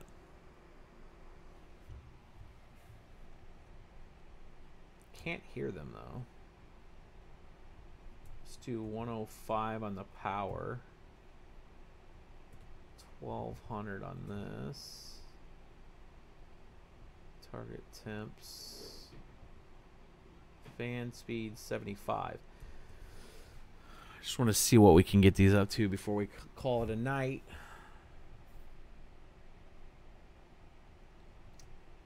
And I did not check. I said I was going to check Zcash. I am going to check Zcash. Let's see. I want to add a group called Zcash.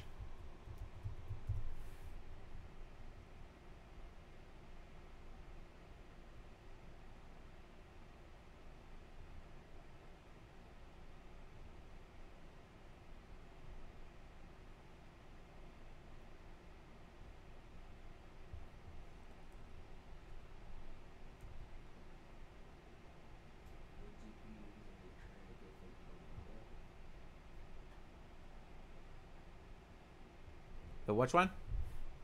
Someone was asking about you trying to get GPUs from Alibaba, right? I have bought some. It's not from Alibaba, though. I get it from AliExpress.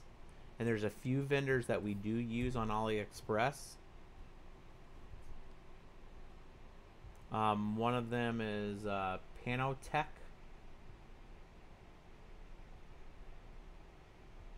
I am setting up Zcash right now. And we'll take the screen larger here in a second, so you guys can see this. PEC.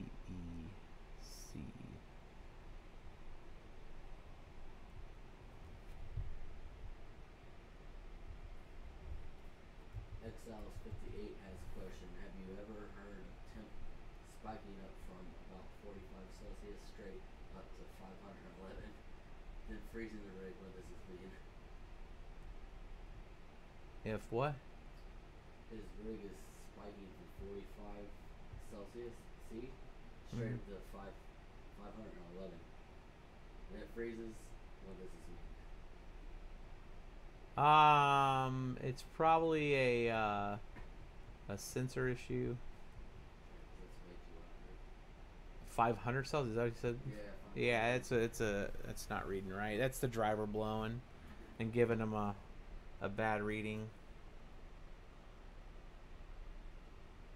I'm looking at, that's Claymore ZEC EWBF. Here we go.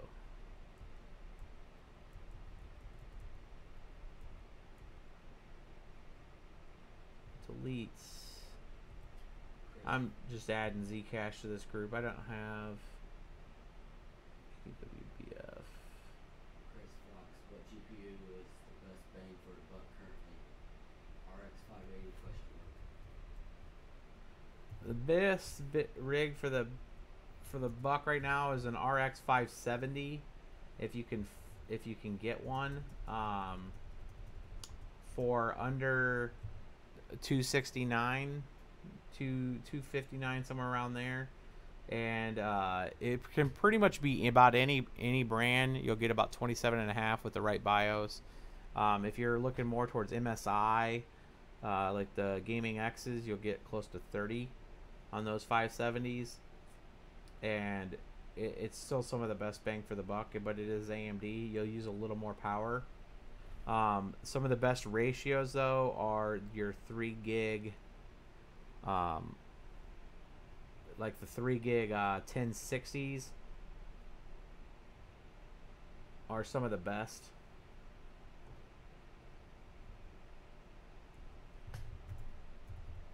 You know, like if you go to NVIDIA 1060s, 3 gigs, you can get 24.5 mega hash as long as they're not Hynix memory.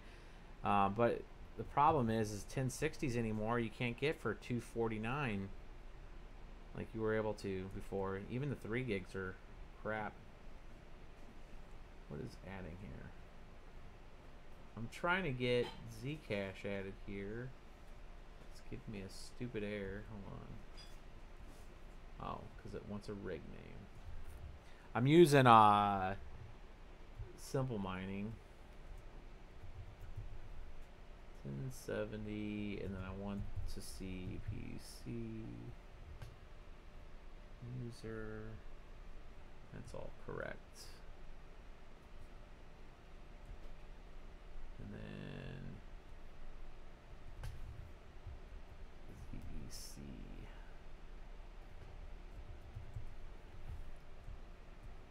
Add group. And then do I have focus on this right now? Make sure on the. You do now. Okay.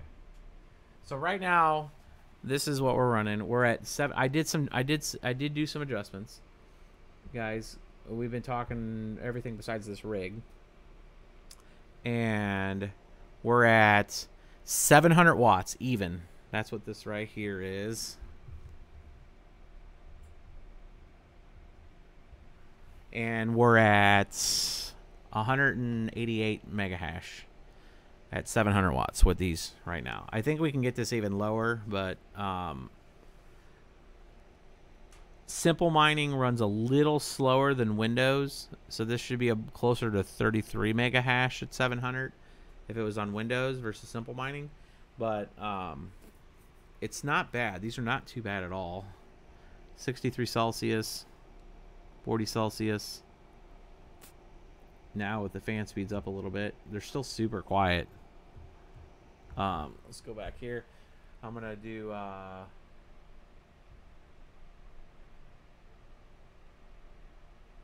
assign the rig group for some ZEC, a reboot. All right, let's do a reload. We can do it this way.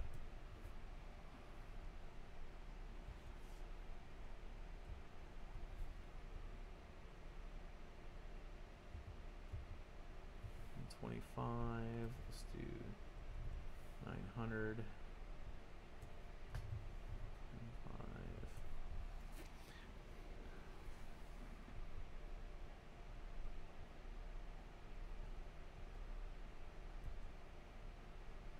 I'm trying to we're gonna check some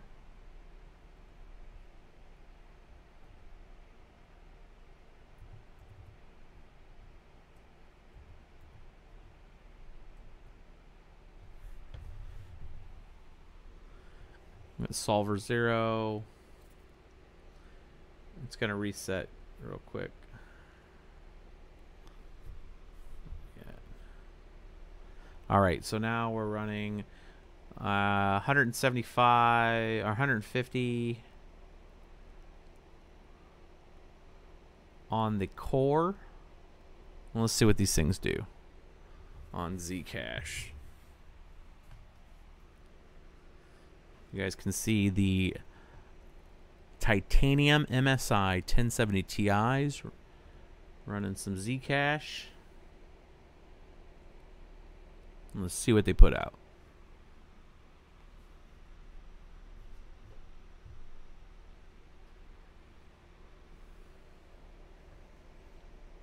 So almost 500 souls. Not all the way there. About 487 on the one. I think we could probably get that power down a little more.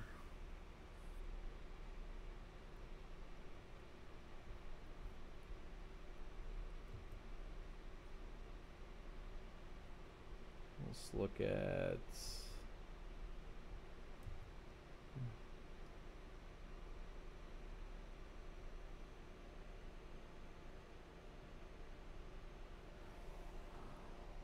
I don't know what's up with GPU 4. 81 wattage. Maybe a false reading. Let's try 105. Let's take this down. 500. Yeah, they all came back. Save. I'm setting some other settings. I'm actually stealing some power from them right now. I'm going to see if I can drop the power on these down.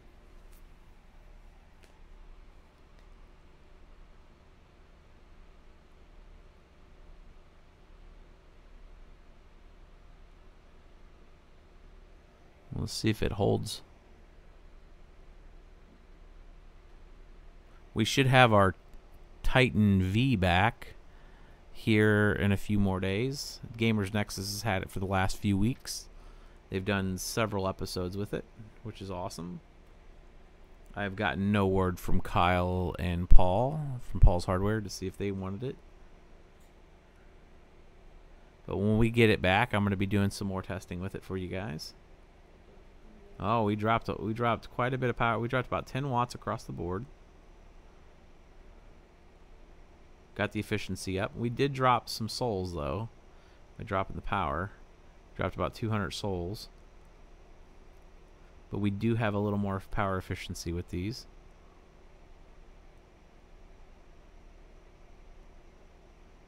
We did break what 6 souls watts across the board with the Titan V.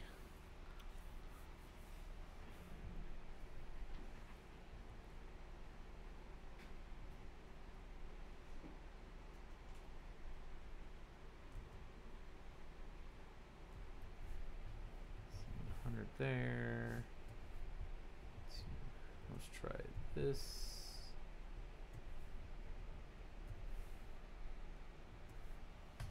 Our last shot at this, and then I'll take a few questions, and then we'll make sure we answered all the super chats. I do value the super chat you guys sent to us tonight. That's a great Merry Christmas.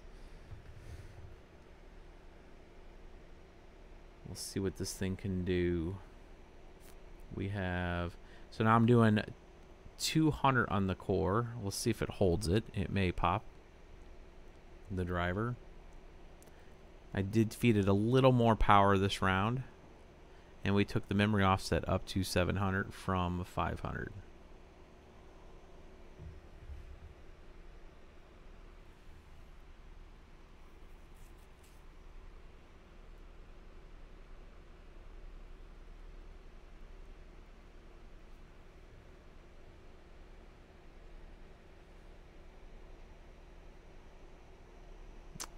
Got some of the, we're almost up to 2800 again. Still a little over 4.0 souls in efficiency.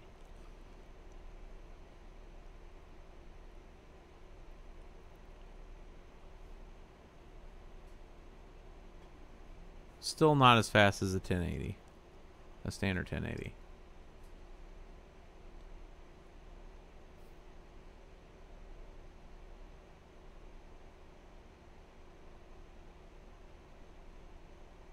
but fairly consistent even with the 200 core clock.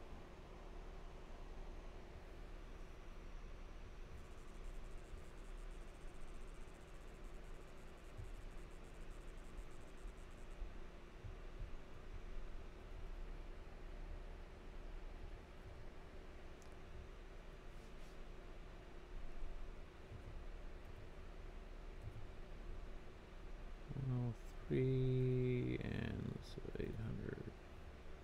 Last one, and then we'll look. I'm gonna look at your guys' chat while this is doing its thing. Steve got that card from you. Yes, Steve got the Titan V. We did send our Titan V. He did give us some props on a couple of his videos.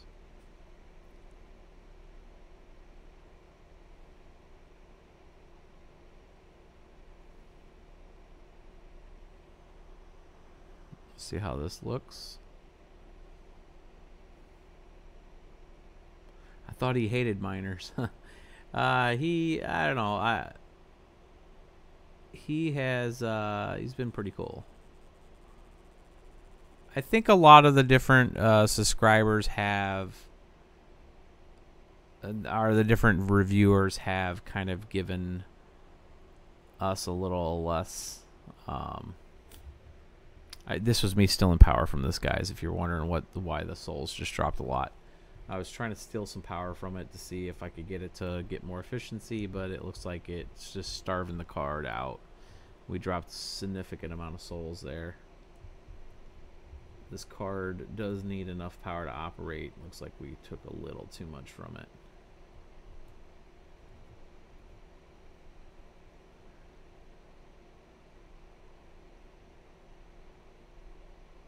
Let's try to go. Let's feed it a little more power. I'm going to give it a little more core and see if this is stable. Most of the reviewers are starting to come around. I still haven't, I don't think, won over Jay's 2 cents. He did link us, so if you look at Jay's 2 cents' Titan V discussion, it was a video that he did. It was just a looking at the camera and talking about it. If you look in the description of his video, he did link back to our channel, which was pretty cool. So most of the folks are starting to come around. I'm a pretty approachable guy, and I don't really hold hate for anybody. And even if people come at me with hate, most of the time, I look at it as it's kind of just some misguided, pent-up aggression from some other stuff, and it's probably not directed normally at me because I don't try to project a lot of hate towards anybody. So I give them usually the benefit of the doubt on the first couple occasions. If I show them kindness and they're still throwing a lot of hate, then usually I'll just kind of disengage and not, give them the opportunity to come back and say, hey, maybe I misunderstood or it didn't work out or something. But I'm pretty lax and chill with most of that stuff. I think most of the time when people come out hate with miners is that they just don't understand what's going on with the space. So I did now feed this some more power. Let's see what this thing can do. We are up to 764 watts being used right now. Still not bad on the wattage. We did lose a GPU here, but look at those souls. Let's see if that GPU comes back online. We may have lost that GPU. It is not probably able to handle the 225 core clock, but we are almost breaking 500 souls now. Now the settings I'm using right now is 225 watts with, yeah, we did lose that one GPU. We're using 120 watts of power, but we are almost breaking 500 souls from this card, so not too bad. And that wattage right now is because we are down a GPU.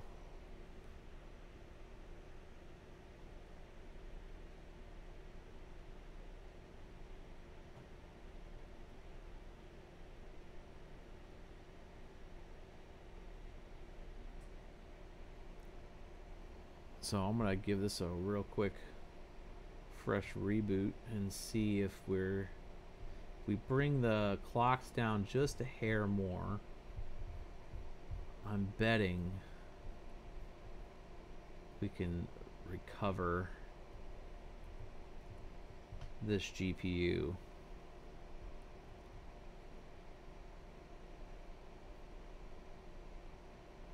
I'm gonna give it a, let's see if it recovers from just a reload. Yeah, it looks like it did do an error there. This may still be just a, oh, it took the setting there. Let's see if it can handle it. Oh, he dropped it by 10 megahertz. So this should put them around 480. You see Chris Fox's version? No, I'm not looking at that screen. I'm developing a smart miner app with profitability switching that is as simple as possible. What features would get your attention? This is asking me.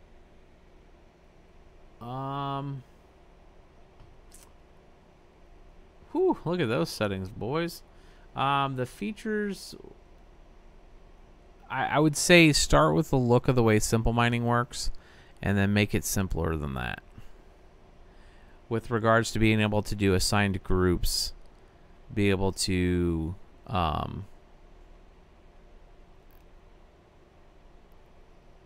yeah, we lost that other GPU. We got it for a second. Almost 3,000. We broke 500 on a few of them. I'm gonna give this a reboot real quick. So one of the ones that we were looking for, the multi-miner, and having it web-based to where you can log in to and maintain it through a website is huge. If you use the website as a proxy to be able to save your configuration and push it to a rig, that's the big advantage of Simple Mining OS. I think a modern version of that is super. If you take something like Simple Mining and then you add profitability switching to it, so you can have a lot of predetermined configurations, that's huge. But that's a lot of work. I mean, we're looking at it just from ourselves of trying to provide that to folks through the multi-miner and innovate it to the next level and have it web-based, have it to where you guys can have stored configurations and like configurations and configuration sharing, where if you have like hardware with other miners, this is the Zen. I'm going to take you through Zen real quick, and I don't mind sharing this information with you because if anybody wants to build this, you're more than welcome to it. You can call it the good idea fairy from us, from just seeing the space. But if you have something that's like Simple Mining, and to where you can configure and do all your configuration from there, but then it pulls from a repository of like hardware. So if it does a one-to-one match on the hardware, memory type, all of those different features of your rig, your motherboard, it doesn't really matter on memory and CPU, but the motherboard type, the card type, the card brand, clocks, BIOSes, those kind of things. If it finds a pairing, like a match pairing, then it will give you the option to where you can choose that configuration.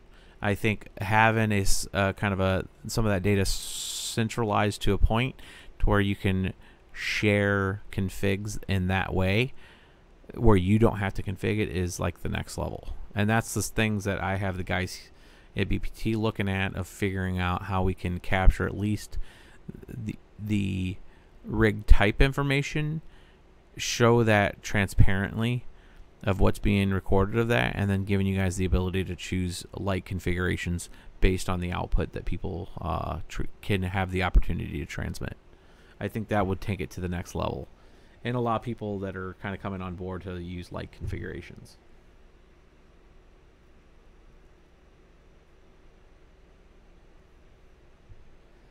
It looks like we keep losing that GPU. It looks like the top on that is going to be, on that one GPU, is setting it to 200 core.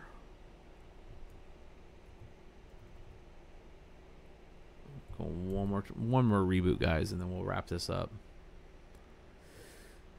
I was just trying to see what we can get this to. We did break almost 3,000 souls on a 6-card rig. Not bad at all.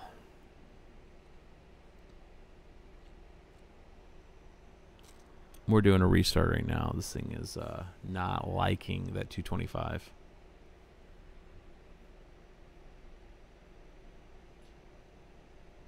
I did send the kill command to it.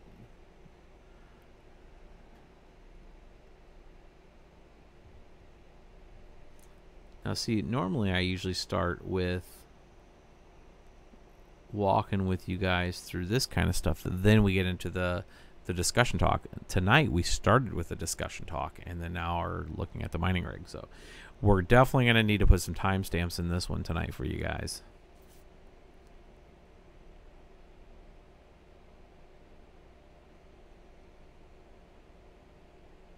Simple Mining is taking especially a little bit of time to try to reboot this rig. 1070 Ti more steady board over the 1070. You're getting more efficiency out of them. It does have a extra compute unit.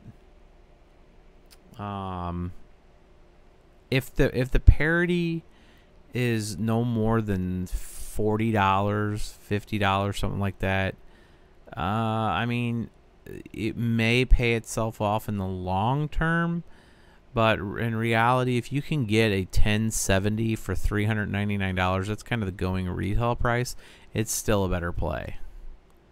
And I would recommend just getting the 1070 because you're not gaining that much on the 1070 Ti's. But if you're talking $70 or $80, it's honestly, guys, I'm just being straight with you, it's not worth it. Not for what we're doing.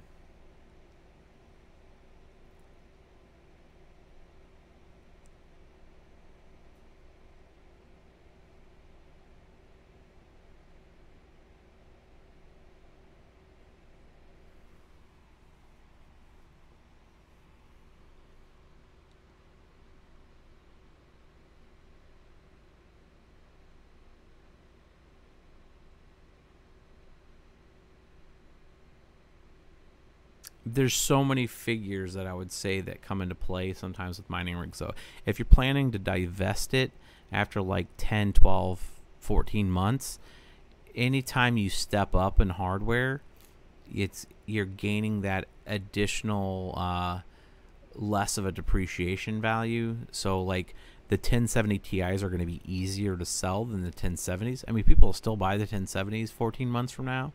But if you wanted to change out to Volta when it comes out, you know, the folks that are gonna want to spend the money on the 1070s are gonna want to go with the 1070 Ti's. That's gonna be their first target. All right, guys. So this was us dropping the core down till it looks like what the machine is stable. It's not getting as good as soul efficiency when it comes to power because I do have it letting it feed out to 125 watts of power. But we are getting almost 500 per card right now, which is pretty decent for a 1070 Ti. We're getting essentially what is 1080 performance right now. So it looks like, yeah, we got a couple cards holding at 500. We're at almost 3,000 souls, and we are holding right now. It looks like the wattage meter has not caught up. That's part of the problem with using the wireless. There it goes. It did switch over. I am feeding it more power. And we are at, you can see, if I don't, shoot me focus real quick, Matt, on the Stream Deck. Oh, sorry. You can see right there, we're at 819 right now, which is a little higher. It's over 800 because we're feeding it more power right now. But we are getting almost 500 souls a card right now.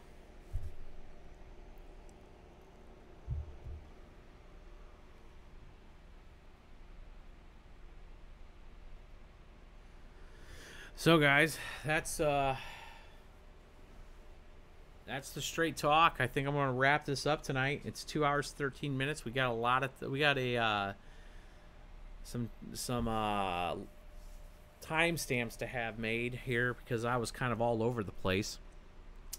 If anybody wants to take a shot at putting some pretty nice timestamps for this video. If you put your ETC address there, I'll shoot you some ETC for doing some awesome timestamps for this. So take a shot at it, and we'll see who wants to put a pretty nice elaborate timestamp setup with this video, with some of the questions that were answered, maybe some of the sections, and include an ETC address there, and earn yourself an ETC. So you guys can help out with that, and then make yourself an ETC. I think it's only one for about 30 or 40 bucks. Pretty good deal right now for doing some timestamps. So we're gonna wrap it up tonight. Hopefully this was good. Hopefully you guys got something out of this stream. You know, please like, subscribe, share to your friends. You know, help us promote this. Get the knowledge out there. BitsBeTrippin.io is where you guys can see some. You know, a lot of the parts and stuff that we use there is added to that site to make sure that you guys are getting the same components if you're looking. It takes you usually straight to Amazon for most of that stuff. Our Discord channel's on there. If you go to BitsBeTrippin.io, our Discord channel is a huge community. We're almost 1,000+ people there. At any point in time, there's usually 300 people in there. We have a lot of really good moderators and folks that are in there to help people out.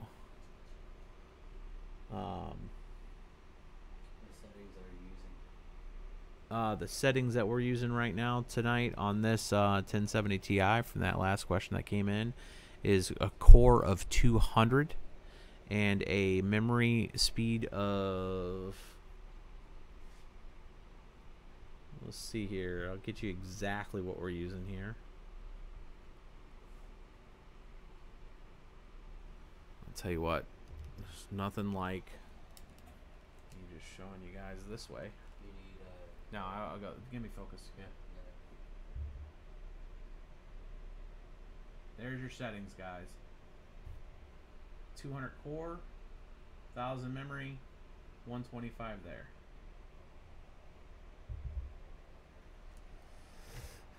And that's what we do. We make sure that you guys have the right information.